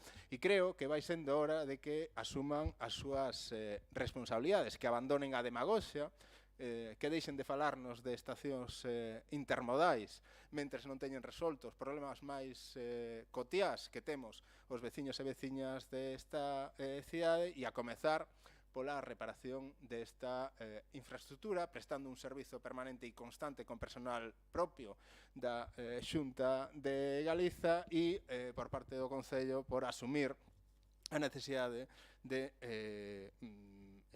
reordenar o espazo que existe no momento actual na contorna da estación de autobuses, dotando, cando menos, dos mínimos requisitos de accesibilidade, iluminación e a posibilidade de que todos e todas podamos acceder nunhas condicións de normalidade a este elemento fundamental para a mobilidade non só da cidade, senón da comarca. Con este objetivo presentamos esta moción e agardo que cando menos sirva para que reciban vostedes unha chamada de atención e podamos empezar a asumir ou a dar solucións á problemática na que se atopa esta infraestructura. Moitas grazas. Moitas grazas, señor Rivas. Señor Suárez. Moitas grazas. Bueno, eu creo que é significativo que calquera persoa que se achegue a Ferrol por transporte público o que teña que ver é o que se acaba de describir. Eso non sei se a marca Ferrol que nos pretende vender aquí o concelleiro ou chegar a unha estación de buses en estado de abandono, sair á Rúa Compostela nun estado lamentable de asfaltado, atravesar o Sánchez Aguilera tamén, que parece que cae un bombardeo, cruzar a Avenida do Rei nun paso de peóns elevado, que xa non é elevado do desgaste que ten, nin tan sequera está pintado. Esos son o entorno da principal chegada a Ferrol por transporte público. Eso é o que queremos transmitir aos turistas que veñen a Ferrol por ese medio de comunicación. Creo que mesmo as compañías danse conta, e a propia Xunta de Galicia, que esa situación é inasumible cando se crea unha estación de buses paralela na oficina de correos para evitar que esa estación de autobuses teña o uso que deberá ter e que ten en calquera cidade onde se desenvolveu un investimento por parte da Xunta de Galicia que aquí non chega. Ten unha estación que xa dende hai moito tempo, que era usuario cando traballaba na Coruña do bus diario e que, bueno, todos coñecemos como está, todos somos coñecedores das fotos que comparte a compañera Martínez Montero nas súas redes sociais, da boa iluminación que ten esa estación, pero que o certo e real é que ninguén pon ningún tipo de solución, nin tan sequera se molesta en cambiar unha bombilla, algo que é absolutamente lamentable, tercermundista e que define o que lle preocupa a Xunta de Galicia a cidade de Ferrol, máis alá de pasearse polo porto facendo grandes publireportaxes, que é o único que fan últimamente. Creo que a moción vai merecer, dende logo, o noso apoio. Creo que non só no contenido desta moción, senón tamén relativa á estación, senón tamén no transporte público, as políticas dos últimos anos, por non decir lustros, son absolutamente deficientes. Ao final o que están a facer é que as persoas usuarias teñan que optar ao final por usar o vehículo particular, que creo que é a política preferida do Partido Popular, como queda demostrado últimamente, nomeadamente co esa presentación do PEMUS. Nada máis, grazas. Moitas grazas, señor Suárez. Señor Reina. Sí, bueno, moi brevemente, nos para comentar, para mostrar o noso apoio a esta moción. Creo que xa tanto na moción como nas intervencións anteriores está perfectamente descrita cal é a situación da estación de autobuses ou do seu entorno. Non pode ser que non haya luz, non pode ser que os baños estén pechados, non pode ser que constantemente existan queixas por parte dos usuarios e usuarias, ademais das de a miña compañera Eva, e o que non pode ser é que saian os temas en comisión como saíron e os falemos en reiteradas ocasións e que non haya manera. Por lo tanto, nos vamos a apoiar esta moción, entre outras cousas, ou sobre todo para esperando que o goberno municipal tamén apoie para que movan ficha e pidan, exixan unha solución á Xunta de Galicia que como en cada intervención que teñen nos falan da súa boa relación coa Xunta de Galicia, pois a ver se consiguen que se solucione este problema. Nada máis e moitas gracias. Moitas grazas, señor Reina. Señora Pieltain. Moitas grazas, señor alcalde. Boas tardes a todos e a todas. Un saúdo moi especial á xente que está hoxe connosco vendo pleno dende esta sala e o que vende esta casa. Eu creo que todos os ferroláns estamos totalmente de acordo no feito de que a nosa estación de autobuses necesita un reacondicionamento, unha modernización e ser tratada, dende logo, cun pouquiño máis de cariño. Merecemos unha estación renovada, en boas condicións, mentres esperamos a chegada da tan ansiada estación intermodal por todos, por lo menos polo señor Rivas, que tanto merecemos e pola que tanto apostamos dende o Concello e dende o Goberno galego. Estamos de acordo en facer estas reclamacións, en insistir en que as condicións nas que está a nosa estación teñen que mellorar sustancialmente. Ten que mellorar a instalación en sí, a súa limpieza, a súa iluminación, e mesmo estamos de acordo en que se poña máis persoal para atender as necesidades dos usuarios. Como vostedes xa saben, a xestión da estación de autobuses corresponde á empresa concesionaria dende o ano 1988, que nestes momentos é arriba, polo que as reclamacións deben facerse a esta. Temos que instar a empresa concesionaria a que dote de máis medios e de máis persoal a estación. Eu, persoalmente, tamén como paso bastante por esa estación, levo todos os domingos a miña filla e vexo o seu estado. Unímonos e queremos pedir estas melloras, pero a quen lle corresponde. E tamén deberíamos unirnos para que a estación intermodal sexa unha realidade máis pronto que tarde en Ferrol, porque Ferrol é a única das 7 grandes cidades que non a ten e merece estar ao nivel do resto. Neste senso, han sido continuas as reivindicacións ante o Goberno Central por parte tanto do Concello como da Xunta. Incluso aínda seguimos esperando que o señor Puente nos reciba en Madrid, e xa fai bastante tempo que a Corporación Local pediu cita con el, pero para Galicia no Goberno Central parece que non hai tempo porque o dedican a outras comunidades como Cataluña. Pero seguindo coa estación de autobuses, a Xunta realizou varios estudios no ano 2024, formulou unha amplia proposta para a mellora da mobilidade e transporte en Ferrolterra, que incluía o desenvolvemento dunha estación intermodal en Ferrol cunha previsión de investimento de 40 millóns de euros. E aquí seguimos en resposta.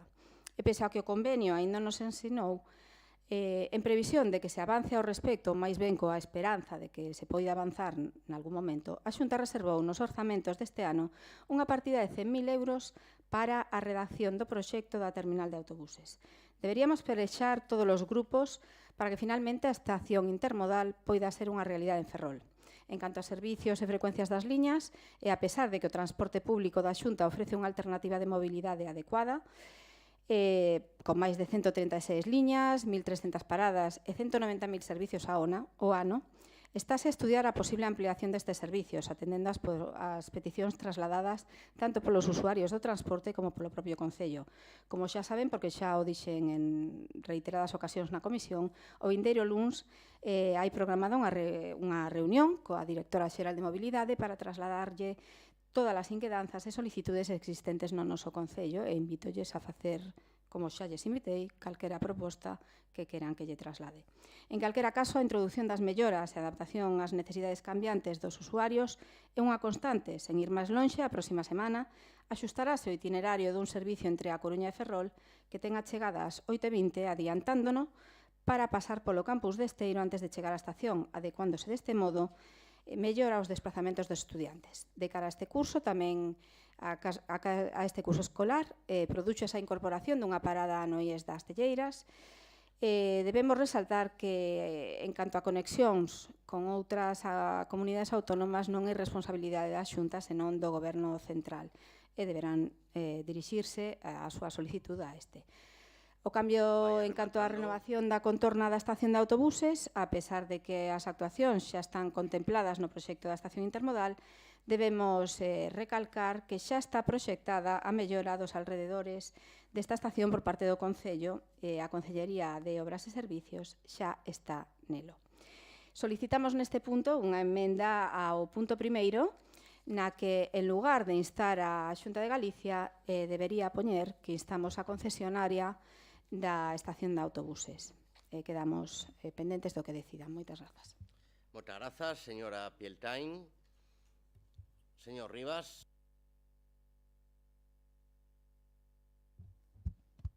Grazas, señor Rei. O que máis me gustou da súa... Bueno, é unha intervención maravillosa, pero quédome con isto de que a renovación da contorna do espazo urbano que hai ao redor da estación actual de autobuses está incluída no proxecto da estación intermodal. Pero claro, non hai proxecto da estación intermodal. E gustaríame que me aclarase isto. Inclúen vostedes uns traballos nun proxecto que non existe e que ademais ten que facer a Xunta. A Xunta ten o diñeiro, supostamente, según a súa intervención. Ten o diñeiro para facer o proxecto. E entón, a quen lle temos que pedir que faga o proxecto? a un ente superior ou vai vir alguén aquí a facer un proxecto co dineiro da Xunta cando a infraestructura é a responsabilidade dela. Porque isto de que arriba a responsable da xestión da estación de autobuses, penso que isto non o creen nin vostedes. Porque están vostedes falando dunha data na cal nin existía arriba. Nin existía a concesionaria. Para xestionar ou para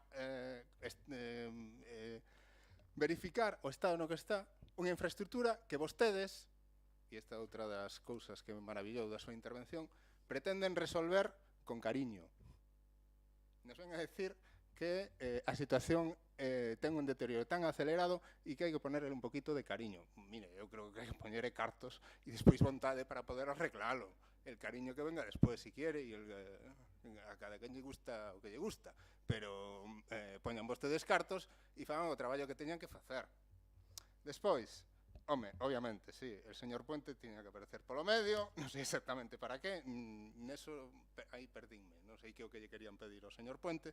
E despois nos fala de que a estación intermodal é... Perdón? Que remate. Nada, remato agora, señor Rei. Mire, nos fala de que a estación intermodal é unha demanda que levan vostedes planteando desde hai moitísimo tempo. Pois mire, que sendo terreos municipais, sendo competencia da Xunta de Galiza, sinceramente, que non sei que levan facendo todo ese tempo que levan reclamando. E por último, nos fala de que na próxima reunión, que en calquera caso nos dixo que sería mañá, coa Dirección Xeral de Mobilidade, iban a plantearlle a ampliación de servizos do Plan de Transporte Metropolitano, cando hai meses que vostedes asinaron a prórroga dese Plan de Transporte Metropolitano, non nos deron nin conta, se van a incrementar os custos para este Concello, non sabemos en canto, e evidencia que vostedes asinaron a cegas un Plan de Transporte Metropolitano no cal agora, despois de aprobar a súa prórroga, pretenden modificalo sobre a base de que argumentos. Si cando foi a folga os traballadores e as traballadoras do servizo desa concesionaria, remato, o único que fixeron foi mirar para outro lado. Até cando viñeron aquí foron incapaces de mostrar os seus apoios. Por tanto, a ver, un poquito de seriedade e de coherencia. E a partir de aí debatimos e discutimos e chegamos a conclusións que vostedes queiran. Moitas grazas. Moitas grazas, señor Rivas. Señor Suárez. Bueno, moi brevemente, parece que os problemas da estación de buses de Ferrol, os culpables son os cataláns, non? Pola súa intervención. Cataluña é determinante no mal estado da estación de autobuses.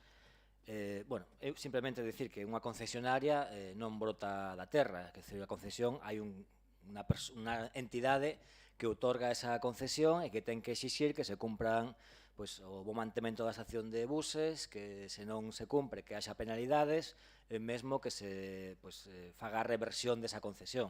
Esa entidade que debe supervisar o bo cumprimento desa concesión é a Xunta de Galicia, o sea, eso é así, é unha cuestión obxectiva. E logo, bueno, teñen esa teima de cada vez que hai un debate botarlle a culpa ao Goberno Central, a Óscar Puente ou a quen sexa. Eu quero recordar que estes problemas que temos en Ferrol, en accesos, en transporte público, servizos ferroviarios, son de hai décadas, que o Partido Popular tivo durante 4 anos no anterior mandato do actual alcalde, o Goberno do Concello, o Goberno da Xunta de Galicia, o Goberno do Estado, e non solventou ningún destes problemas. Entón, bueno, se queren disparar a todo o que se move, está moi ben, pero eso non vai arranxar ningún dos problemas que creo que a moción os pon ben claros cal debe ser a súa solución. Nada máis, gracias. Moitas grazas, señor Moitas gracias, señor alcalde. Bueno, a verdade é que a súa intervención é unha auténtica fantasía. Tirou de creatividade, supoño. Vamos a ver, eu por ir explicando as cuestións unha por unha, a ver se me dá tempo. Vamos a ver, hai unha, como di vostede, hai unha concesión, non? Pero a concesión hai unha administración pública que a que realiza a concesión, non? Que a responsable é supervisar que as obrigas da concesión se cumpran, e se non se cumpren terá que tomar medidas. Por lo tanto, o Concello de Ferrol o que terá que facer é a administración pública responsable titular do ben, pedirlle que se cumplan as condicións e logo a Xunta que pelee con arriba ou con quen considere que ten que pelexar. Pero digo eu que nós, como administración local, a quen lle pediremos é ao titular do inmoble que solucione esas cuestións, digo eu. Non sei se ten vostede competencia para dirixirse a arriba directamente, e arriba igual lle di, mire, vostede quen é? Si nós temos unha concesión da Xunta de Galicia, polo tanto, creo que está vostede intentando esculpar ou escaquear a Xunta de Galicia, non sei para qué, porque non pasa nada por reivindicarlle algo a unha administración do mesmo color político. Mire, nós, no anterior goberno municipal, ao señor Óscar Puente, non, pero ao seu antecesor, lle solicitamos a humanización das pías e hoxe é unha realidade, era un goberno amigo. Pídalle vostede a Dirección Xeral ou a quen corresponda que arranxe os problemas da estación de autobuses e deixe de falar da estación intermodal, que igual falta que a administración local faga algún trámite para que poda ser unha realidade. Eu lle animo a que o comente especialmente coa súa compañeira de urbanismo. Moitas grazas, señor Reina. Señora Pieltain. Moitas grazas, señor alcalde. Señor Rivas, Arriba absorbeu as outras concesionarias, por si non o sabía. Anímolle a que poña vostede os cartos, que xa poño o cariño. Non sabe de verdade por que menciona o señor Puente? Vostede non estaba en ningunha xunta de voceiros e non se mencionou por algunha polo transporte, algunha reunión que solicitamos? Bueno, pois xa yo contarei despois do pleno. Claro, vostede, con respecto á reunión, non estivo na comisión do pasado mércores e polo que veo hai unha falta de comunicación no seu grupo importante porque dixen que había sido posposta este luns. É unha pena que non a teñan. Señor Suárez, últimamente habla vostede sen pensar, de verdade que leva uns días que, madre mía. E señor Reina, non voulle contestar. Moitas grazas. Moi ben, moitas grazas. Turno brevísimo, por favor, de peche. Grazas, señor Rey. Remato, non se preocupe. Non se preocupe. Mire, xa lle contesto agora, señora Pieltain, non se preocupe. Guíese polo seu alcalde. Mire, cando vostede nos di que arriba absorbeu as outras concesionarias, que significa que tamén absorbeu a Monbus, porque Monbus tamén xestiona uns servizos dentro desa infraestructura, unha infraestructura que é titularidade da Administración Autonómica, diante da cal poden facer o que lles dé a gana, que vostedes non lle van a exixir en ningún momento nada a esa Administración Autonómica. Tanto é así que ven aquí a pedir que o BNG, supoño, non quería que os poña eu do meu peto, que poña eu os cartos para facer a reforma da estación de autobuses. Chega ao punto de que vostedes teñen tal distopía respecto de como funcionan as administracións públicas que lle piden ao Bloque Nacionalista Galego que poña diñeiro para mañar a estación de autobuses. Pois mire, oiga, asuman a súa responsabilidade e exíxanlle a quen a ten que asuma a súa. Por tanto, non vamos a aceitar esa proposta que vostedes nos fan porque creemos que os responsables son vostedes desde o Concello de Ferrol e o Partido Popular desde a Xunta de Galiza. Moitas grazas. Moitas grazas. Non hai aceptación da emenda. Procedemos entón á votación. Votos a favor. Votos en contra. A proposta queda rexeitada por 12 votos en contra e 11 a favor. Pasamos á seguinte moción. Punto 14. 14.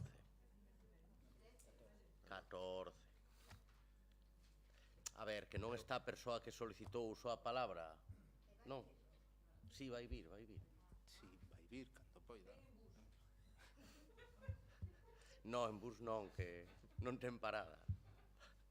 Veña, vamos a... Moción 14, do Grupo Municipal de Ferrol en común a defensa da reapertura dunha delegación da CRTV Vega. Ten a palabra para a defensa da moción o señor Suárez. Moitas grazas.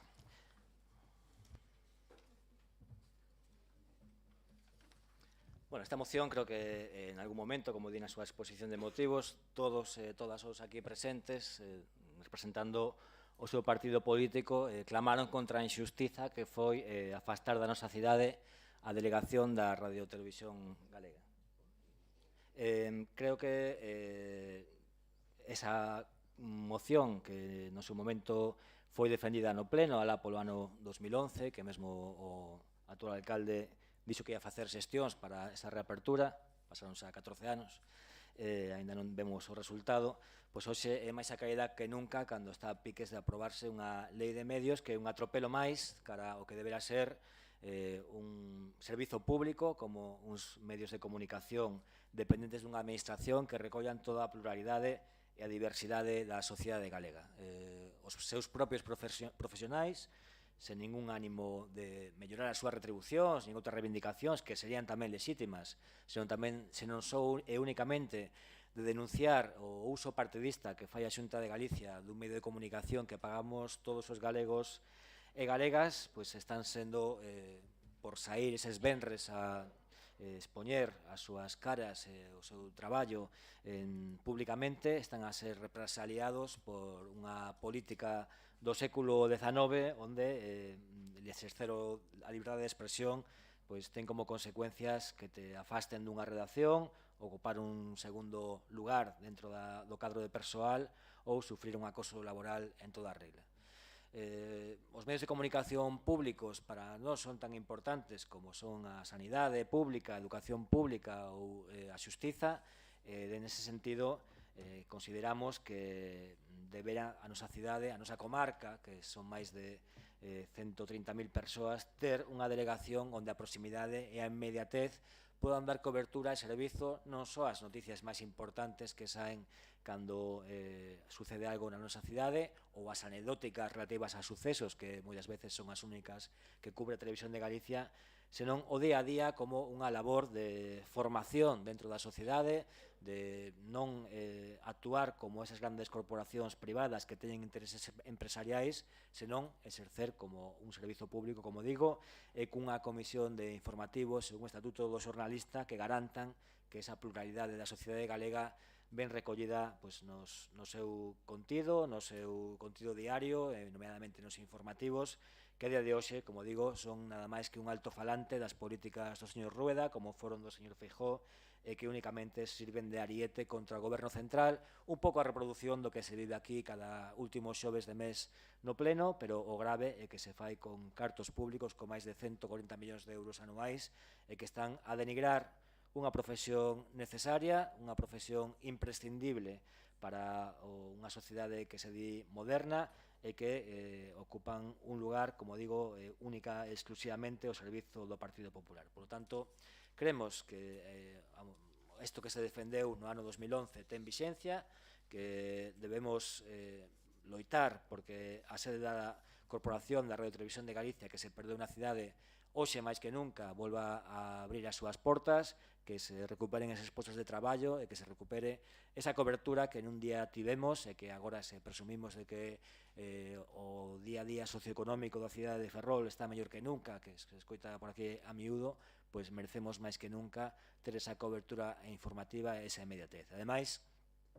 creemos que o atropello que se vai cometer o día 11 de marzo cunha lei de medios que vai permitir que se programen en castelán contidos, que non haxa unha, como dixen antes, un consello de informativos ou un estatuto do xornalista, pois vai cada vez reducir máis este servizo público, externalizar todos os seus programas e alimentar a produtoras amigas do Partido Popular para desenvolver un servizo público raquítico en liña co desmantelamento dos servizos públicos que sole facer este goberno da Xunta de Galicia. Nada máis e grazas.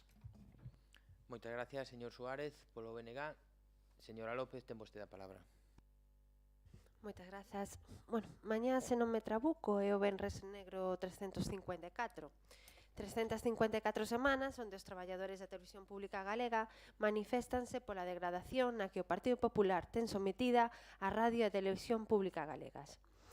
Hoxe tamén saiu unha sentencia favorable contra a manipulación da TVG, onde se lle condea por emitir información falsa do Bloque Nacionalista Galego, onde, unha vez máis, se fala dende a xusticia dunha manipulación partidista. E como nesta moción se explica, dentro duns días vaise cometer unha tropelía para esta entidade pública, como xa expuxo o señor Suárez, unha entidade pública que é de todos os galegas e os galegos, así como tamén a de que para acceder a traballar nos medios públicos galegos non sexa necesario a utilización da lingua galega, o que xa pois non teño nome para clasificalo. Non me vou estender moito máis na miña intervención. Dende o noso grupo queremos unha radio e televisión galega libre e sen partidismos ao servicio de toda a cidadanía e plural. E se vostedes no anterior mandato, señor Rei, comprometeuse a recuperar esta delegación, pode e deberían seguir traballando nese camiño para conquerilo e que sexa unha realidade na nosa cidade e na nosa comarca. Moitas grazas. Moitas gracias, señora López. Polo Grupo Socialista ten a palabra a señora Martínez Montero. Sí, moitas grazas. Boa tarde, compañeiras e compañeiros de corporación e persoas que nos están seguindo. Bueno, pois a verdade é que me vai resultar complicado resumir o que pensa o noso grupo e o que penso eu mesma sobre esta moción, por cuestións obvias, non? O que sí que adiantamos é o noso voto favorable, como non podería ser de outro xeito, e por unha cuestión de dignificación, non? De dignificación por un dos puntos que se indican nesta moción, que é o de recuperar esa sede da televisión e radiotelevisión galega na nosa cidade, porque é certo que eses principios de veracidade e de inmediatez son difíciles de entender, se ao eran hai 15 anos agora que as redes sociais chaman a que o que pasou hai unha hora xa está caduco, que eso fai que os xornalistas e as xornalistas teñamos que aínda que incrementar ese esforzo, non? E iso obriga, creo, que a unha empresa pública tamén a amosar esa importancia que o que está a amosar nestes anos, ou máis ou menos dende que se creou completamente o contrario, non? Eso por unha banda. Ferrol necesita ter medios públicos e mesmo tamén fago un chamamento a que faga o mesmo tamén a Televisión Española, que dicir, se o PP vai dicir iso tamén, animamos a que Televisión Española tamén como medio público abra unha delegación ou recupere a súa mini delegación que tiña, que mesmo chegou a ter neste concello. E por outra banda, falo tamén de dignificación da propia profesión, non? Porque creo que é unha das profesións máis precarizadas por diferentes eidos. É unha profesión precarizada economicamente, unha profesión na que en moitas ocasións non existen horarios e que ademais os salarios non teñen ningunha relación e vinculación directa coa formación que se require a un profesional da comunicación, en la que ademais hai un elevado intrusismo, non? A ninguén se lle ocurre que a min, que se me dá moi ben, eu fago uns diagnósticos dos meus fillos médicos estupendos, pero supoño que non me van dar a titulación de médica, non? No caso de xornalismo é cada vez máis, creo que é unha profesión na que proliferan cada vez máis colaboradores que veñen de Illas de Tentacións, de Gran Hermáns, e que, mesmo os influencers están ocupando, por exemplo, coa Dana, non o vimos, que os seus posts eran moito máis visitados cos dos propios medios de comunicación, non? Por tanto, creo que isto é moi importante, o temos que poñer en valor. O que pasa é que, como di esta moción, está a resultar moi complicado cun medio público que está primando os intereses políticos sobre o que serían os códigos deontolóxicos, a ética e eses principios que versan a actividade de todo xornalista, de toda xornalista, como é o de a veracidade e a obxectividade, non? Por tanto, xa remato, o noso voto é favorable, aínda que consideramos que é moi complicado dado as intencións e o comportamento que levamos a televisión galega. Gracias. Moitas grazas. Turno para o Grupo Popular, señora Pieltain. Moitas grazas, señor alcalde. Boas tardes de novo. Efectivamente, como din na actualidade, o Parlamento Galego está a punto de aprobar unha lei de medios que é o lugar onde debe debatirse este tema e non no Concello, pero porque non carecemos de competencia nisto, pero, bueno, en calquera caso, xa que abren o debate, o debatiremos, sabendo de antemán, dende logo, que a única motivación da presentación desta moción é a de facer ruido e de manifestarse ao respecto nalgún lugar xa que carecen de representación no Parlamento de Galicia. Pero imos debatilo con datos de verdade e non con verbas vacías. Con esta lei potenciase a produción propia e o apoio ao audiovisual galego, un sector moi potente, dinámico e sempre en crecemento. Lexos das mentiras e bulos que vostedes contan, con esta lei blíndase o galego e o que se pretende promover, difundir e impulsar a lingua galega e dar a coñecer a identidade cultural e lingüística de Galicia. Non voten comentarios infundados ou máis ben malintencionados e totalmente falsos sobre o azote ao galego, posto que con esta lei preténdese precisamente o contrario. Estamos ante unha lei útil e necesaria e que defende a nosa lingua. Unha lei que estivo aberta á presentación de alegacións e suxestións e unha lei debatida e consensuada. En canto á reapertura da sede da Televisión Galega en Ferrol, moitas son as razóns polas que non procede esta reapertura. En primeiro lugar, por razóns técnicas. Existe unha clara imposibilidade de emitir de modo diferenciado para a Coruña e para Ferrol.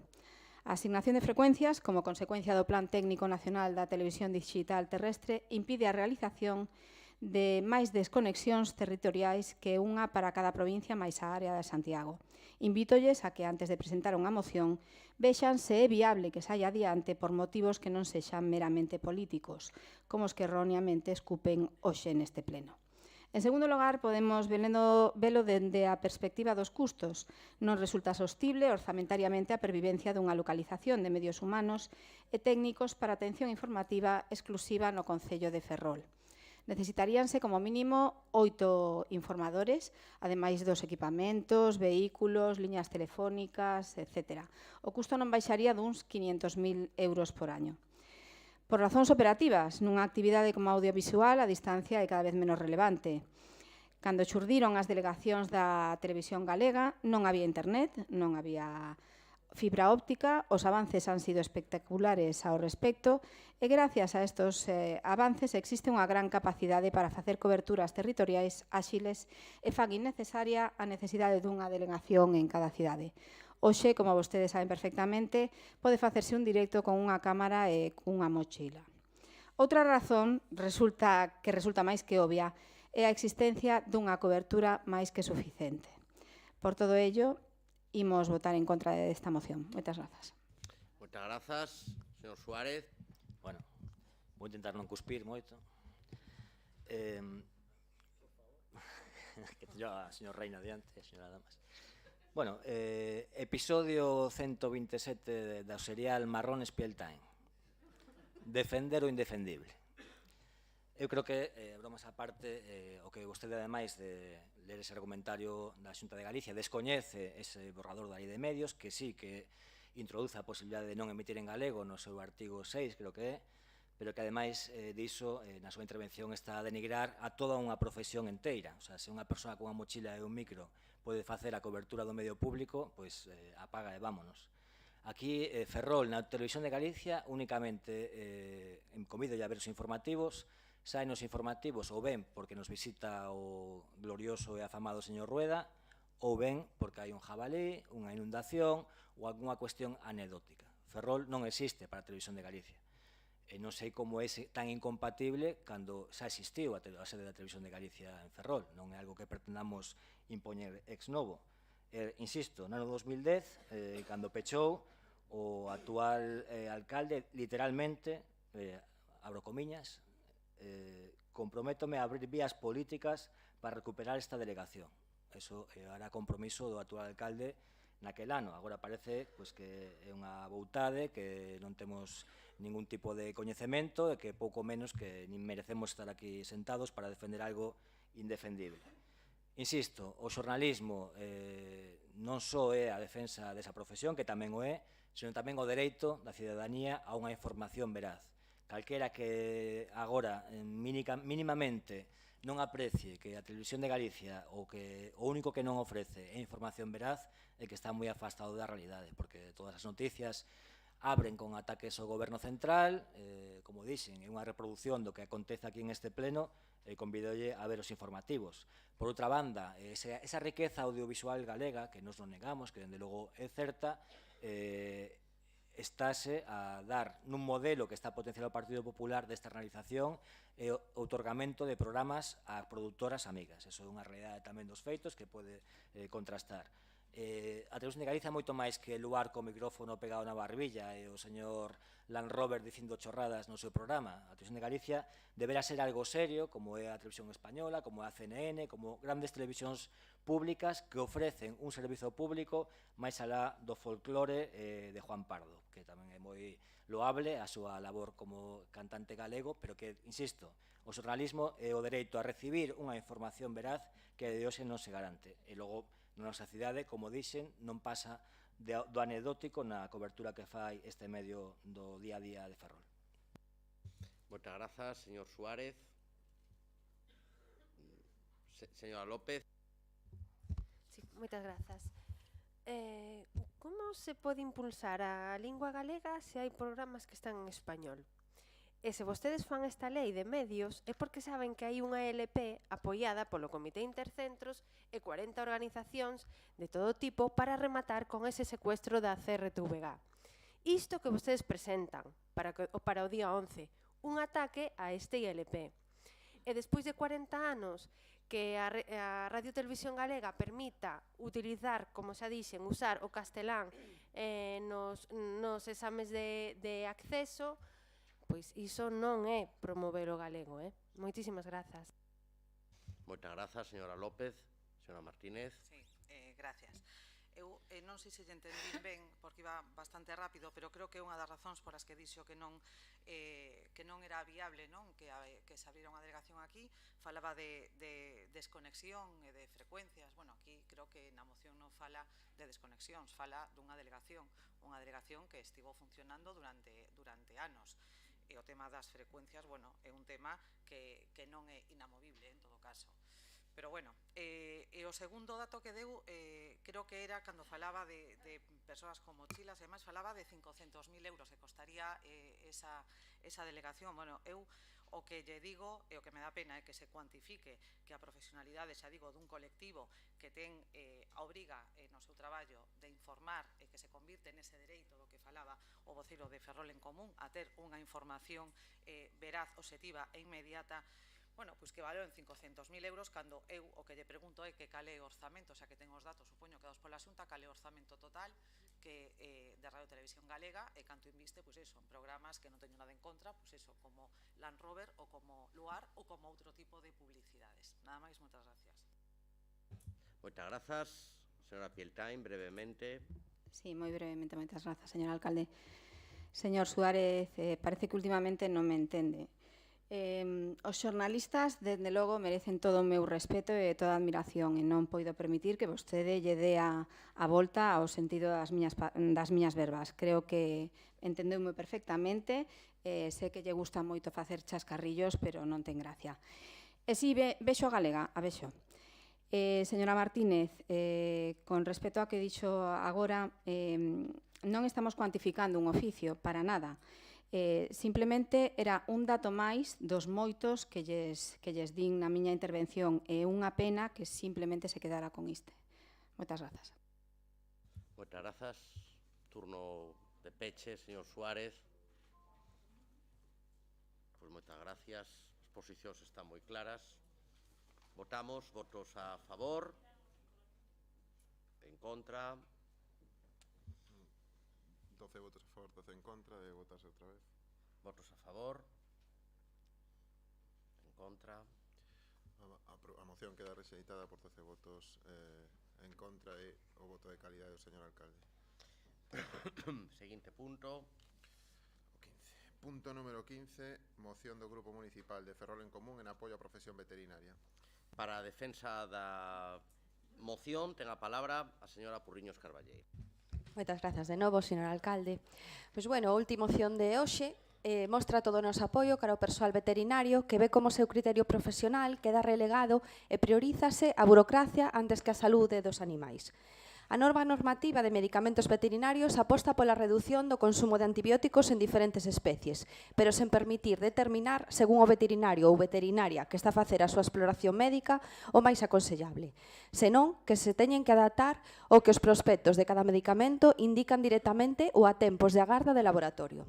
Uns exemplos concretos para que entendamos dunha maneira máis sinxela sería, no rural, por exemplo, se unha cabra necesita dun antibiótico potente porque ten unha grave infección, o primeiro que teñen que facer é buscar o prospecto que indique que é para caprino.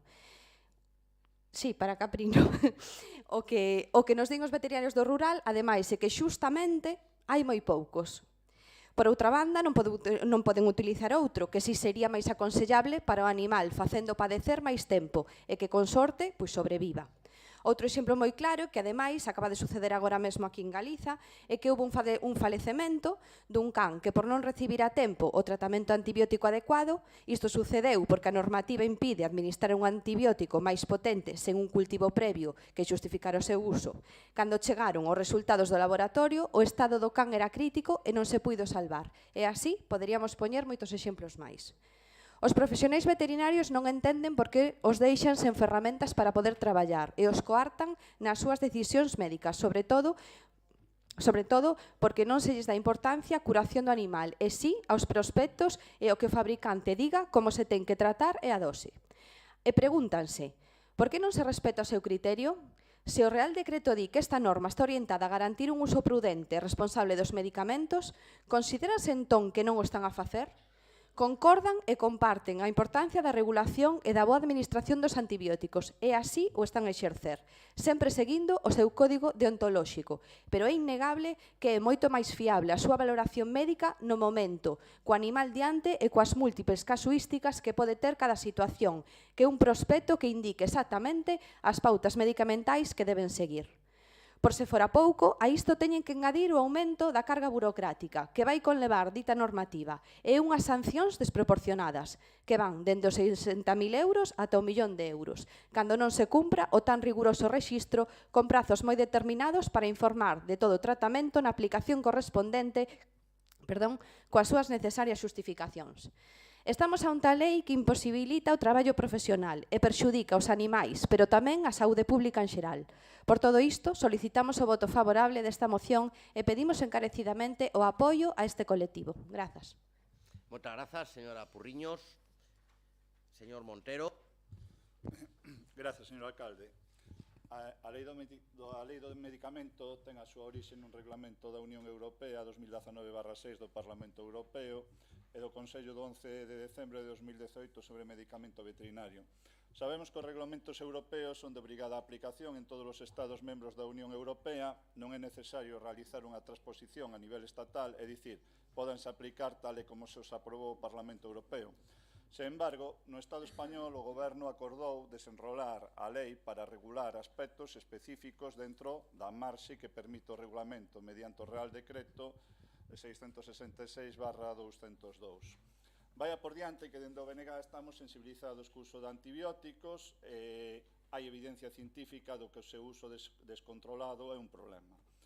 Pero este Real Decreto elaborouse de costas ao sector veterinario. Seguramente por esta causa, en vez de mellorar o regulamento, o que se conseguiu é empeoralo. Primeiro, este Real Decreto cuestiona o criterio profesional dos veterinarios, culpabiliza a todo o sector como neglixente, ou cando menos como profesionais sen criterio. A nós parecenos ben que en calquera profesión, cando se demostra que hai alguén neglixente, que se sancione, pero que non pode ser é tratar a todo un sector especializado como xente sin criterio. Segundo, este Real Decreto Lei obriga a iniciar o tratamento con antibióticos de amplio espectro.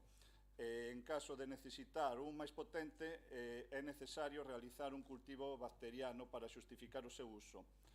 Isto sí parece unha animalada en algúns casos, porque en casos de urxencia o criterio do profesional pode salvar vidas. Non ten ningún sentido esperar días polos resultados dun cultivo. Este tempo pode marcar a diferencia entre a supervivencia e a morte deste animal. Terceiro, este Real Decreto contempla tamén unha limitación importante respecto aos fármacos que poden dispensar os veterinarios. A nova normativa obriga a adquirir en farmacias moitos medicamentos que antes podían vender directamente ás clínicas veterinarias. Isto pode expoñer un problema en casos tamén de urxencias. Creo que a todos e a todas nos parece normal que ante calquera urxencia en un centro médico dispoña de medicamentos axeitados para poder administrar ás persoas. Pois parece razoable que os veterinarios tamén poidan ter unhas cantidades mínimas de medicamento axeitado para administrar en calquera urxencia aos animais. Cuarto, este Real Decreto trae consigo un montón de carga burocrática que non poden asumir os profesionais, como as notificacións do Presvet. Temos que dotarnos dun mecanismos máis áxiles. Quinto, o de ter o IBE veterinario ao 21% é de escándalo. A saúde, incluída dos animais, non pode ser un luxo. Como se vai pagar o mesmo IBE polos cuidados dun animal que por comprar un reloxo de ouro? É que non ten ningún sentido.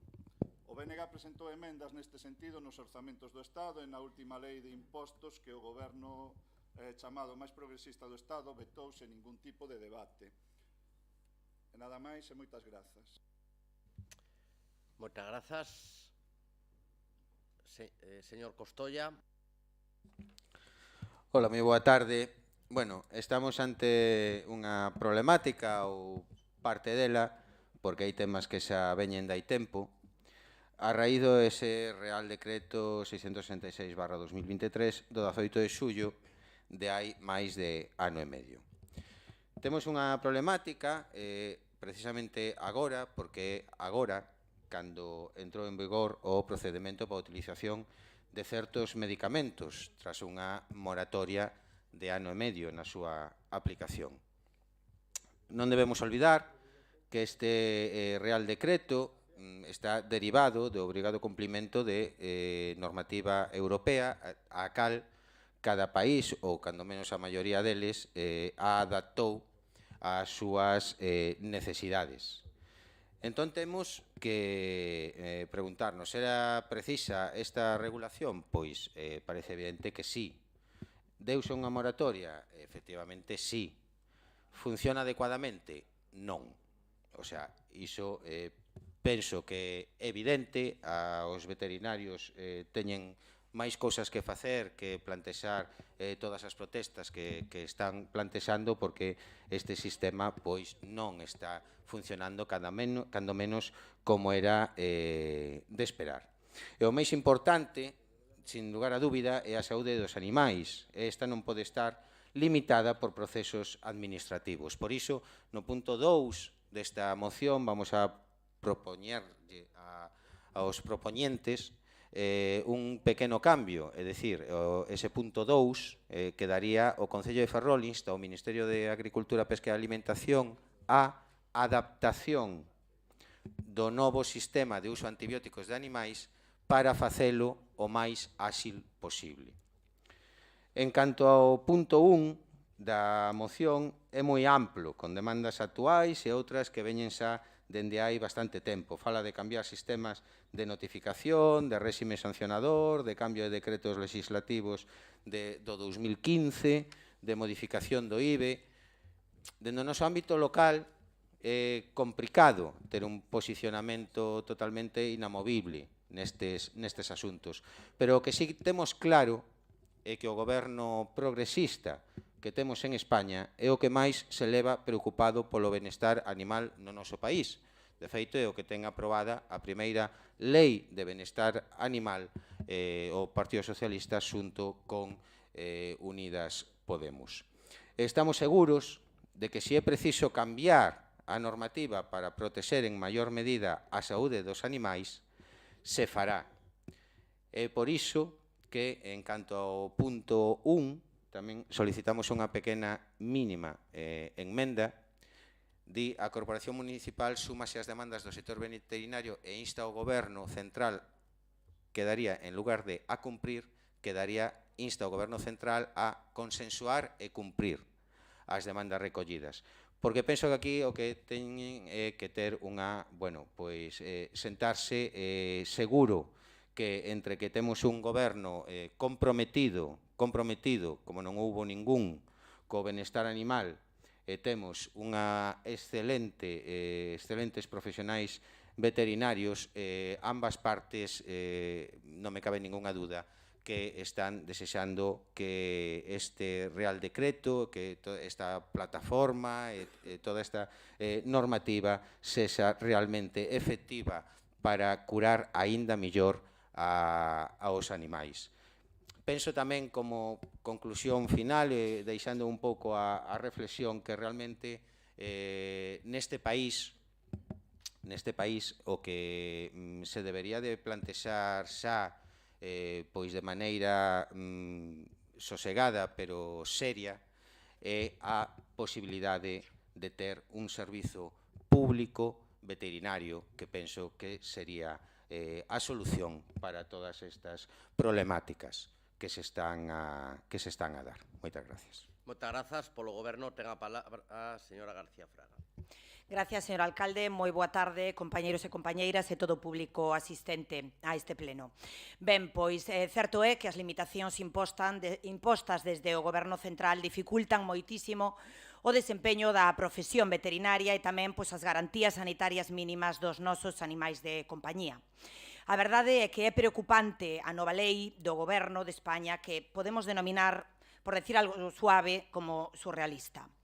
Dende o día 2 de xaneiro deste mesmo ano, este decreto aprobado no que se regula pois, a distribución, prescripción e dispensación do uso dos medicamentos, pois vemos que obriga aos veterinarios a exercer un traballo dun xeito neglixente, como xa se dixo, xa que limita totalmente ao profesional. Segundo esta lei, pois agora resulta pois, que non serve de nada todos os estudos acadados, todo o coñecemento e toda a experiencia dun bagaxe de exercicio da profesión durante toda unha vida, e que por enriba pois, só trae consecuencias económicas para os animais e para os seus titores. Obrígase aos veterinarios a recetar, como xa se dixo, pois, todos os medicamentos para que os donos vayan a mercar pois, ás farmacias, pero os farmacéuticos pois, non teñen os coñecementos necesarios para dispensar os medicamentos e que, ademais, pois, están obrigados a prescribir unha marca comercial en concreta, cando pois, é imposible que as farmacias teñan todos os medicamentos e que, por tanto, pois, hainos que pedir e perdemos tempo e, polo tanto, pois, a saúde do animal pois, corre un certo risco. Non poden, por lo tanto, pois, prescribir libremente. Outro disparate desta lei pois, é que haxa que mercar o envase completo da medicación, cando ás veces o animal necesita unha dosis pequena e teñen que mercar o envase completo. Tamén di esta lei, este decreto, pois que os veterinarios están obrigados a guiarse polos prospectos, como xa decía a señora Purriños, os prospectos destas mediciñas que ás veces tardan anos e anos en actualizarse. E, polo tanto, tamén indicar a dosis que veña concretamente nese prospecto. En lugar, voltamos ao de antes, a guiarse polo seu coñecemento e a súa experiencia. Outro despropósito máis é que teñan que inscribir nunha plataforma todos e cada un dos tratamentos que se lle administran e que están obrigados a subir todas as receitas a este sistema para estar totalmente controlados.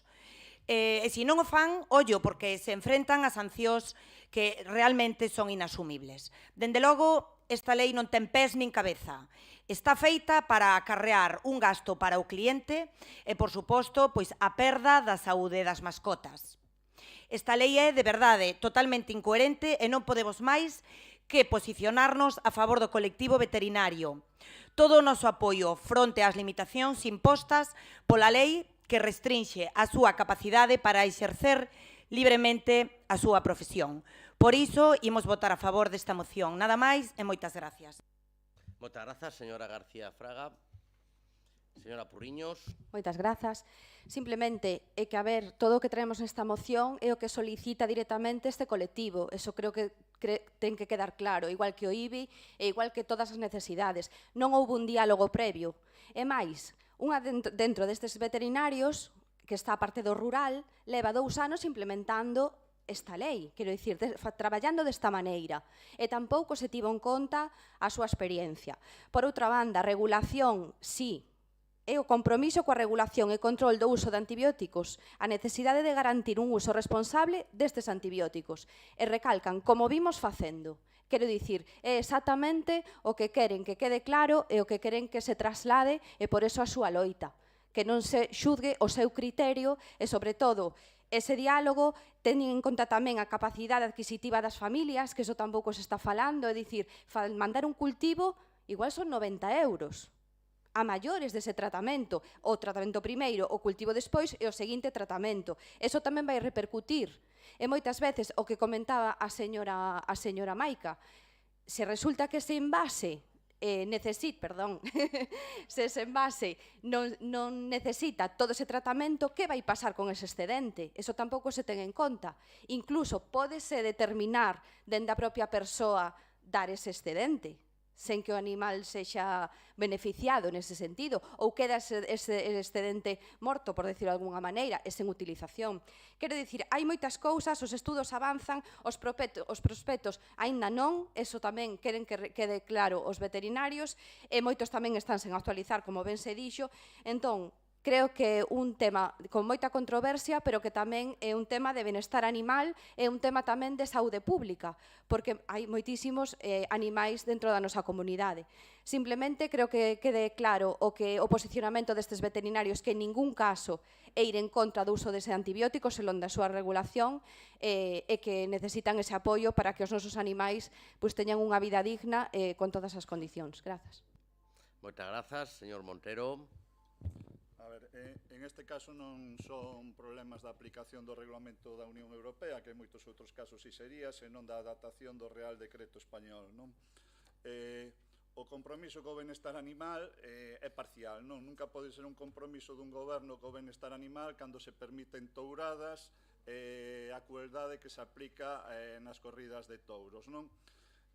O 21% ven do goberno de Mariano Rajoy do 2012, non? Mariano Rajoy pasou do 8% ao 21%, pero parece que o goberno progresista actual tampouco lle importa isto e sigue lle parecendo un luxo e aplicando o 21%. Moitas grazas pola brevidade.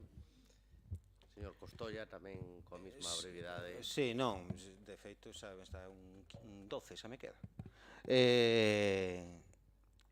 Nada, vou a ser moi breve, de verdade. Bueno, a ver, surrealista, disparate, despropósito, pero mire, se ao partido de vostede isto non lles importa absolutamente nada. A benestar animal non lles importa absolutamente nada. Que votaron en contra da Lei de Benestar Animal en Madrid, que nin sequera aquí, en Ferrol, foron quen de apoiar a ordenanza de benestar animal. Nin sequera aquí en Ferrol. Pero que me están contando de surrealista, de disparate? Mire, precisamente o que temos é a sorte de ter en Madrid o goberno do Estado que temos, porque bótase de frente para solucionar os problemas. É quen lexislou por primeira vez esta Lei de Benestar Animal, é quen aprobou este Real Decreto. Claro que sí, é quen aprobou este Real Decreto, pero estou absolutamente convencido de que se algún goberno, algún partido pode chegar a un acordo e modificar este Real Decreto, chegar a un acordo cos veterinarios para que esta situación se solucione, é o partido que temos actualmente en Madrid. Porque se tiveramos outro partido, o partido no que milita vostede, isto non sería nin siquiera un debate, porque non existiría nin a Lei de Benestar Animal, nin existiría absolutamente ningún tipo de protección hacia as nosas mascotas. Moitas gracias. Moitas grazas, señor Costolla. Señora García Fraga, brevemente. Moi breve, señor alcalde. Non, é que non pensaba decir nada, porque a verdade é que dame risa. Simplemente comentarlle de verdade que vostedes sei que non falaron cos profesionais, con ese colectivo. E sí, a verdade é que é un disparate, un despropósito e é unha lei que non tes nin pés nin cabeza. Repito as veces que fagan falta. De verdade que os que está clarísimo é que o ministro do ramo non ten nin idea do que está a falar. Nada máis. Moitas grazas. Turno de peche. Nada, simplemente, creo que está todo dito, xa é moi tarde, aceptamos as enmendas do Partido Socialista, que aínda non me pronunciara, e voume quedar con esa conclusión, se mo permite o señor Costolla, dese servizo público veterinario. Moitas grazas. Rematado o debate coa incorporacións que nos las teñen que pasar por escrito, imos a votar a moción. Votos a favor. A moción é aprobada por unanimidade. E antes de pasar á última moción, en relación co servizo de buses en Ferrolvello, ten pedida a palabra a presidenta da Asociación de Vecinos de Ferrolvello, que pode facer uso da mesma.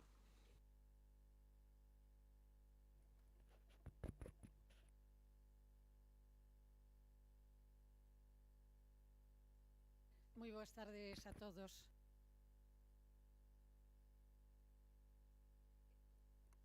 Isto que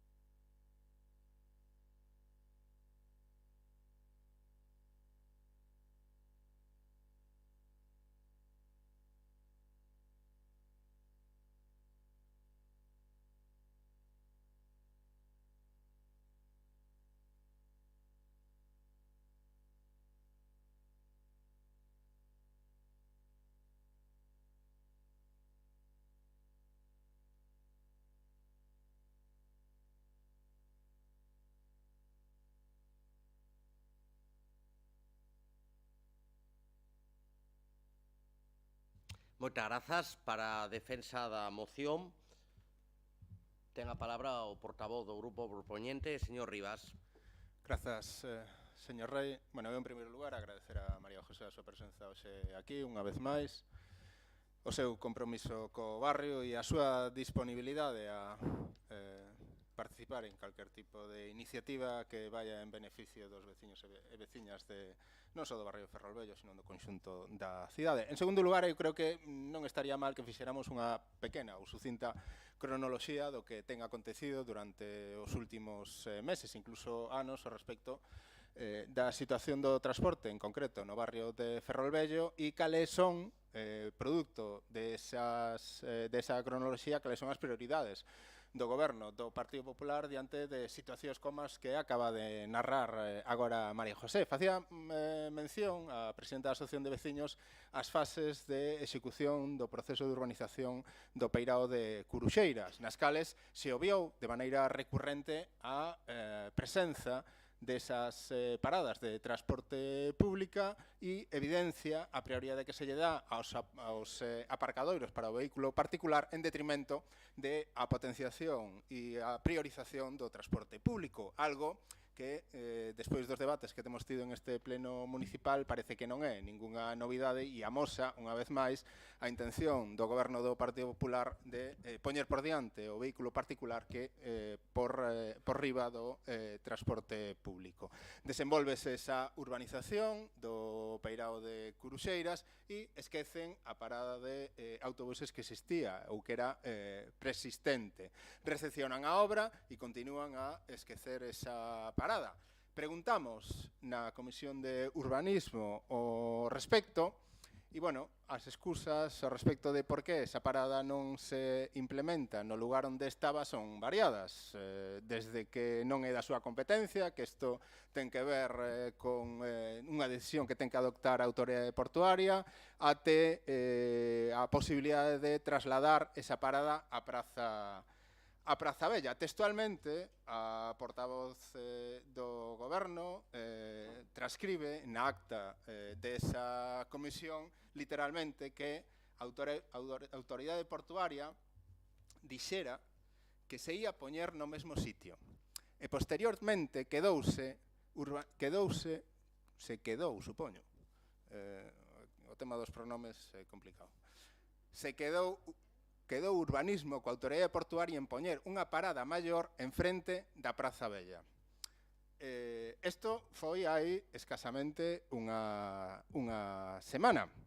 Remítenos a unha reunión coa Dirección Xeral de Mobilidade que tería este venres e que, como comentou anteriormente, se desenvolverá o próximo luns, e a conclusión que sacamos o mércores pasado desta solicitude que fixemos na Comisión de Urbanismo é que, cando menos, o que hai é improvisación, eso como mínimo, porque se rematan as obras, non hai ningunha previsión de que se recupera a parada preexistente e, por parte do goberno, cando menos, non existe ningunha noticia de que se vaya a repoñer, incluso se nos advirte da posibilidade de que se vaya a suprimir e conservar exclusivamente a da Praza Bella, en todo caso ampliando a súa capacidade. O segundo que facemos é denunciar esta pretensión de suprimir esta parada e, como xa comentou a presidenta da Asociación de Veciños, lle transmite a súa preocupación ao alcalde da cidade nunha reunión que mantén neses encontros que fan de maneira recurrente cos diferentes barrios da cidade e semella que ao alcalde lle parece ben, pero que non sabe nada. E as excusas son recurrentes. Perdón? Sabía vostede algo? Pois se o sabía, non era malo que o dixera.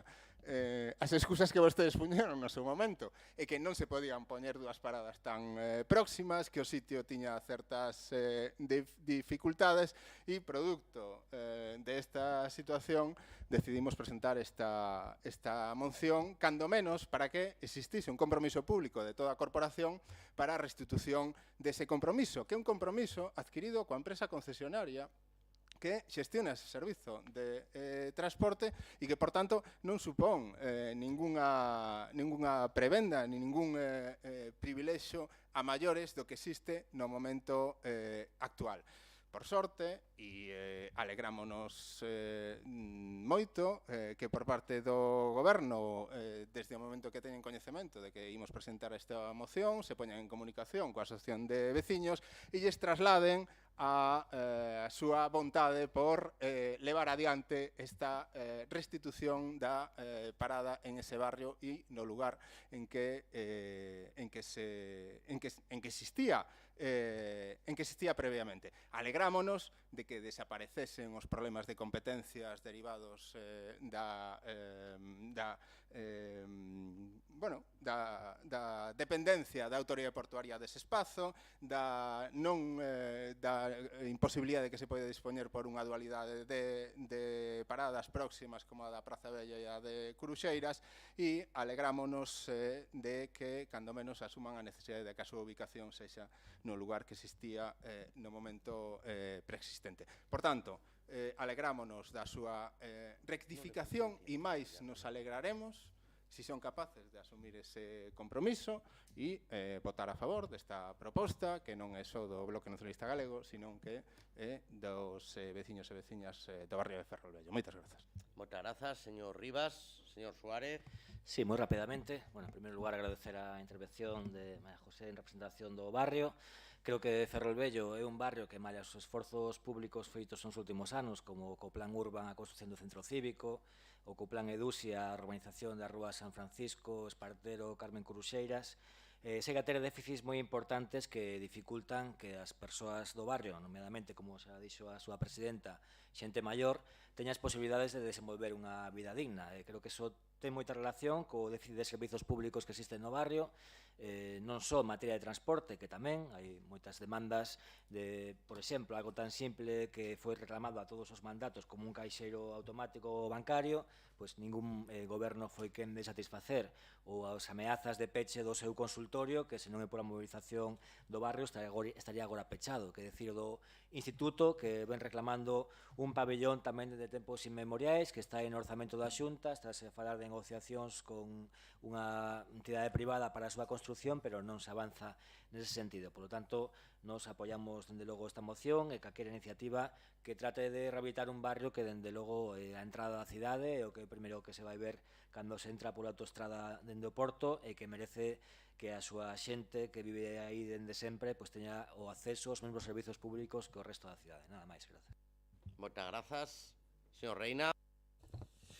Sí, moi brevemente. Bueno, en primeiro lugar, agradecer tamén as palabras de María José. Bueno, con respecto á moción, lóxicamente, a vamos a apoiar, entre outras cosas, porque xa está arreglado e porque o consideramos necesario. A verdade é que isto é unha clara mostra do que o descontrol, a falta de planificación e a desorganización do señor Rei Varela e o seu goberno, porque claro, aquí se solucionan problemas que se xeneran por arte de magia, non, por arte de prensa. Claro, cando un colectivo xa pasou hai un mes e pico en Canido, que tiveron que vir os veciños e veciñas aquí a facer unha serie de reivindicacións, unha semana despois estaba resolto.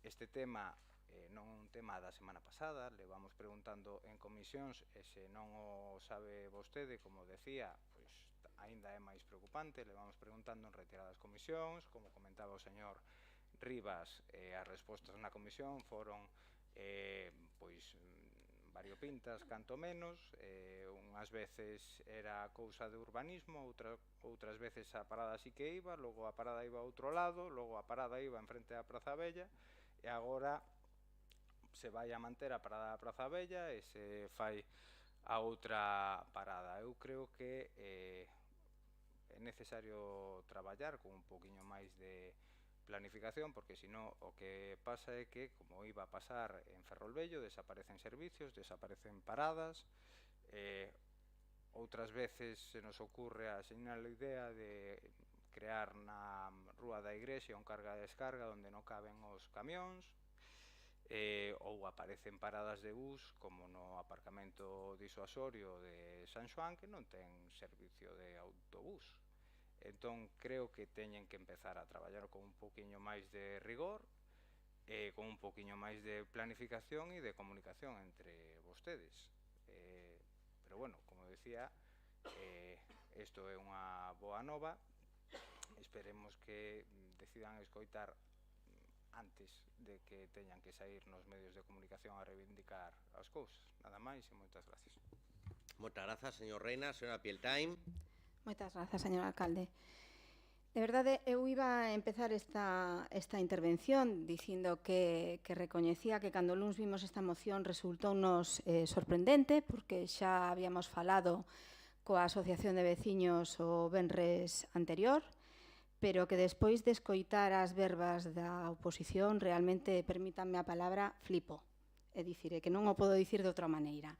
Non entendemos o sentido de presentar isto cando a semana pasada, o venres, xa había quedado o alcalde coa Asociación de Veciños nunha solución en establecer a parada de autobús na calle Espírito Santo, habilitando o espacio necesario nesta para o estacionamento dos buses.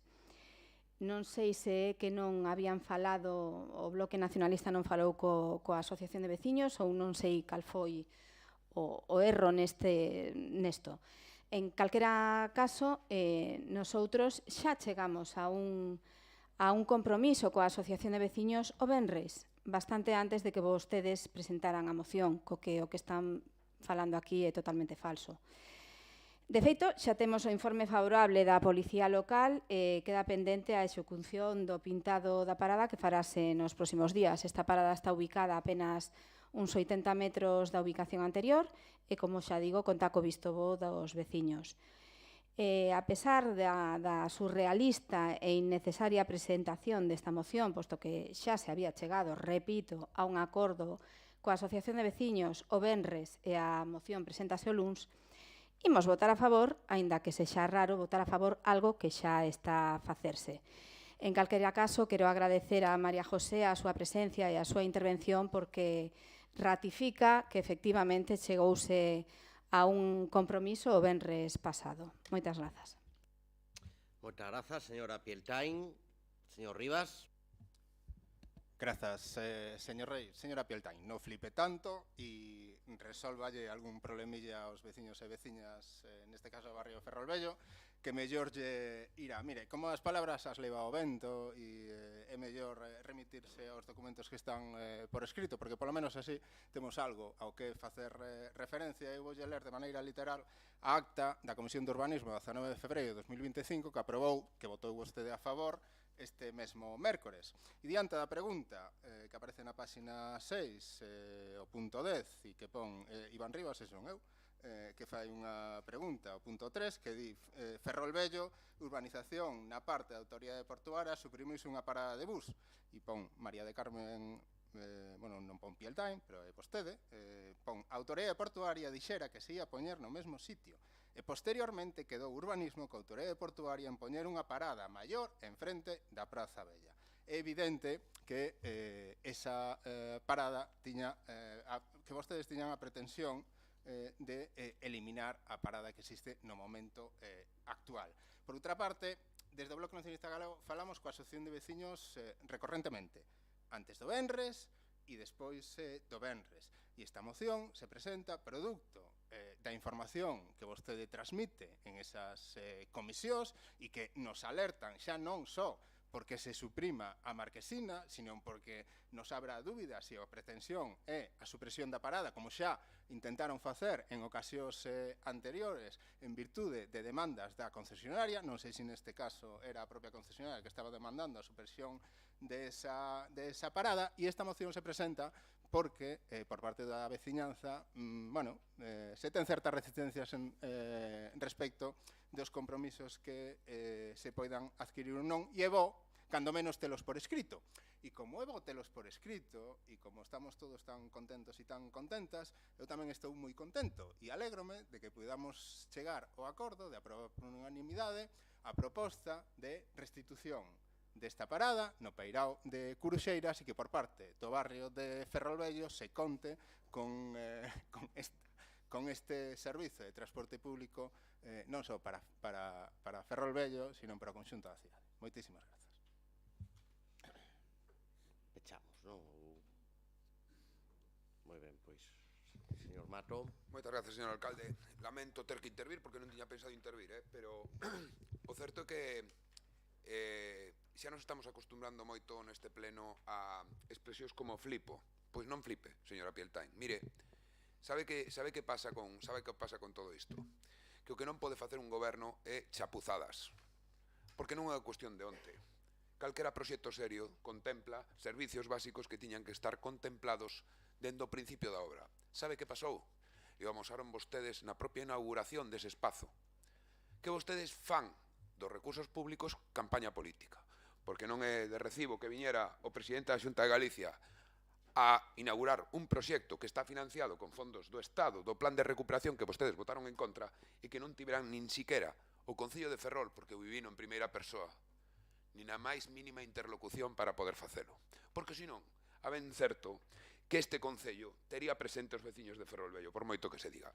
Esas chapuzas que vostedes fan son as mismas que, como decía o voceiro anteriormente, levaron a facer esa especie de zona de carga e descarga diante do bingo, que a verdade me gustaría, e volvo a repetir para que quede acta neste pleno, en base a que informe da Policía Local se fixo, porque aí non cabe ningún camión de reparto poñendo en perigo a circulación dos vehículos que van pola rúa da Igrexa. Polo tanto, non flipe.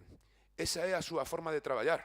Si non, nese mismo proxecto do que falan, se darían conta de que hoxe todas as persoas que utilizan ese espazo para correr corren polo carril bici en lugar de correr polas zonas que teñen designadas, porque teñen que cruzar 2 pasos de peóns. Eso se planificou mal e de costas o Concello. A verdade, quedou moito millor, non lle vou a negar. Sí que quedou, a mí non me dou en prendas por decilo, pero a verdade que tamén é que se quixo facer dese proxecto algo que se chamou incluso abrir Ferrol ao mar. Miren, eu non lle vou a coitar ningún punto, ninguna coma ao que dixo o presidente do meu partido que foi alcalde desta cidade. Vostedes puxeron un alambrón porque non contaron co Concello para poder diseñar un paseo moito mellor. Por lo tanto, o que debería de quedar fora deste pleno son expresións como flipo. Creo que un pouquiño máis de diálogo cos representantes da oposición entre a autoridade portuaria e o Concello non viría de todo mal. Máis nada, moitas grazas. Moitas grazas, señor Matos, señora Pieltain. Moitas grazas, señor alcalde. Moi brevemente. Señor Rivas, efectivamente, no que está na acta é o que hai, esta concelleira é o que sabía nese momento. As cousas cambian, os que gobernamos o que temos que facer é buscar solucións e gracias a Deus as encontramos. Se lles molesta que se tomen as decisións adecuadas, pois sinto de verdade. A parada non se podía restablecer no sitio no que estaba porque por aí pasa un carril bici e non ten ningún sentido que os usuarios de autobús se baixen no medio dun carril bici. Buscouse a solución e chegamos á mesma, co consenso da Asociación de Veciños. Non sei por que teñen que facer toda esta cronoloxía e falar de outras cousas que non veñen a conto.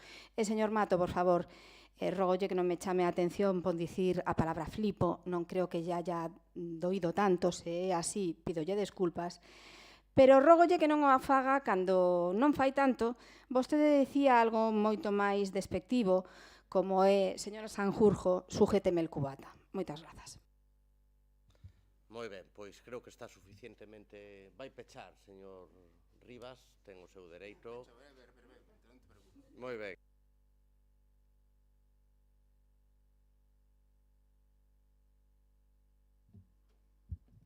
Grazas, señor Rei. Únicamente para decir que desde o Bloque Nacionalista Galego nos alegramos de que se restitúa a parada, agradecerlle de novo ás veciñas de Ferrolvello que estén aquí presentes e, cando menos, exixirlle ao Goberno que sean dilixentes en resolver moitos outros problemas que existen no barrio. Moitísimas grazas. Moitas grazas. Pois vamos a votar. Votos a favor da proposta. A moción queda aprobada por unanimidade. Pasamos ao turno de preguntas. Hai 3 preguntas presentadas. Pregunta do Grupo Socialista sobre 2% cultural. Formula a pregunta, señora Martínez, ten a palabra.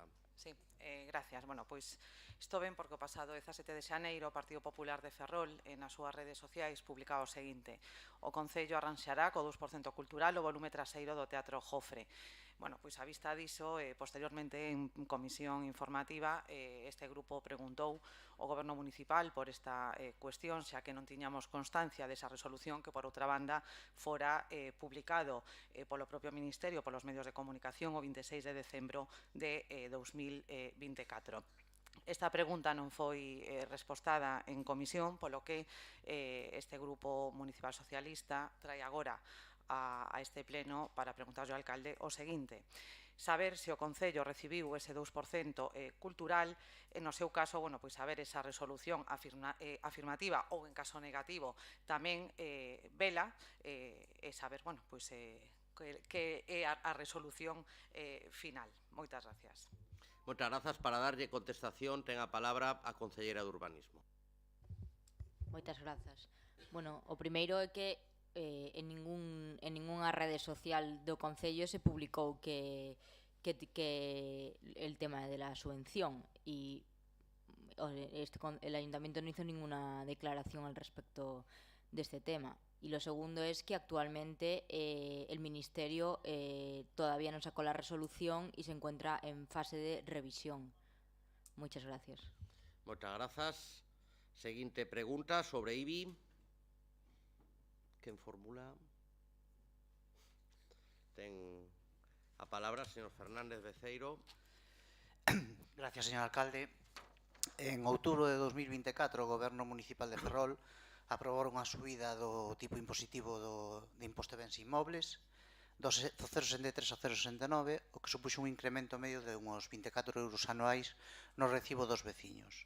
Esta decisión contrasta coas recentes declaracións do líder nacional do Partido Popular, Alberto Núñez Feijóo, quen anunciou acordos con máis de 30 alcaldes do Partido Popular para promover bonificacións e reduccións no IBI, co obxectivo de facilitar o acceso á vivenda e aliviar a carga fiscal sobre a cidadanía. Ante a evidente contradición entre as políticas fiscais locais e as promesas realizadas polo Partido Popular a nivel nacional, e considerando o impacto económico que esta subida do IBI representa para as familias de Ferrol, preguntamos, ten previsto o alcalde de Ferrol, José Manuel Rei Varela, reducir o tipo impositivo do IBI para aliñarse coas políticas de bonificacións e baixadas de impostos anunciadas polo líder nacional do seu partido, Alberto Núñez Feijóo? Moitas grazas. Para darlle contestación, ten a palabra a concelleira de Facenda. Pois moitas grazas, señor alcalde. Señor Fernández, é curioso que nos pregunten por isto, porque o tema realmente en actualidade é a condonación e a quita que o seu presidente Sánchez, ese que o señor Costolla di que é tan maravilloso, nos quere facer pagar a maior parte dos españoles, a todos os galegos e a todos e a todas as ferrolás. Aprobouna onte o presidente Pedro Sánchez, onte mércores, moitos millóns de euros dos galegos. Non sei se botou a conta, 20 millóns de euros nos vai costar aos ferroláns a bromiña do maravilloso presidente Sánchez. E nos pregunta hoxe a nosoutros por un manifiesto que se fixo efectivamente polo señor Feijóo hai máis dun mes. Non lo dude, que se aprueba esa lei, unha lei que ten que fundamentar as aplicacións do manifesto, o Concello de Ferrol, por suposto, se aproba esa lei, lle dará aplicación. Moitas grazas. Moitas grazas. Última pregunta sobre o Centro de Formación para a Recualificación Laboral. Formula a pregunta a señora Martínez. Señor Mato. Gracias, señor alcalde. Empezando polo final, eu teño todas as dúbidas, señora Sanjurjo, do que vostede acaba de decir. Me encanta que responda unha pregunta referida ao IBE falando da condonación da débeda. Bueno, pois na mesma liña, non? E vou a volver a preguntar polos fondos europeos, por isto que vostedes din que ese goberno, que por certo financiou a obra da que estábamos a falar hace un momentiño, que vostedes votaron en contra, a obra esa de abrir Ferrol o mar con Alambrón, pois na mesma liña, non? Quería preguntarlles, basicamente, a que destinaron os recursos que tiñan disponibles en relación co Instituto de Transición Xusta. Non sei se saben, pero yo lembro eu, que no pasado Ferrol foi un dos concellos que, aínda a pesares de non estar arredor de ningunha das centrais térmicas, nin das Pontes nin de Meirama, viuse afectada por o peche das centrais de carbón. Hai, como saben, transferidos ás comunidades autónomas 113 millóns de euros disponibles para que se podan presentar proxectos, e me gustaría saber, basicamente, a que adicou este goberno ou que solicitou este goberno, porque, tal e como reza na pregunta, había dúas actuacións no sentido de promover a dinamización económica. Unha delas era este centro de recualificación de traballadores do sector naval, etc., varios sectores, a hostelería, etc., algo que é unha necesidade, e a segunda era algo que o propio alcalde defendeu no Parlamento galego, como era o Centro de Excelencia de Enerxías Renovables, que coido que será financiado por parte da Xunta de Galicia. Por lo tanto, quería saber se me podían respostar exactamente a que se adicaron os fondos de transición xusta e canto se obtivo por parte do Concello de Ferrol. Gracias. Gracias. Contesta o tenente alcalde, conselleiro de fondos. Pois moitas gracias, señor alcalde. Señor Mato, a pregunta que vostedes presentan por escrito non é a que está a facer agora, polo tanto, voulle responder o que consta preguntado. Como vostede ben sabe, neste goberno, neste ano e medio, creamos unha oficina de fondos europeos, temos seguimento de todas as liñas que van saindo. Efectivamente, pois cando saia unha liña que teña cabida en termos de conveniencia presupuestaria globales, pois valoraremos a idoneidade de facer o que vostede di. Moitas gracias. Moitas grazas a todos, a todas. Levantamos a sesión.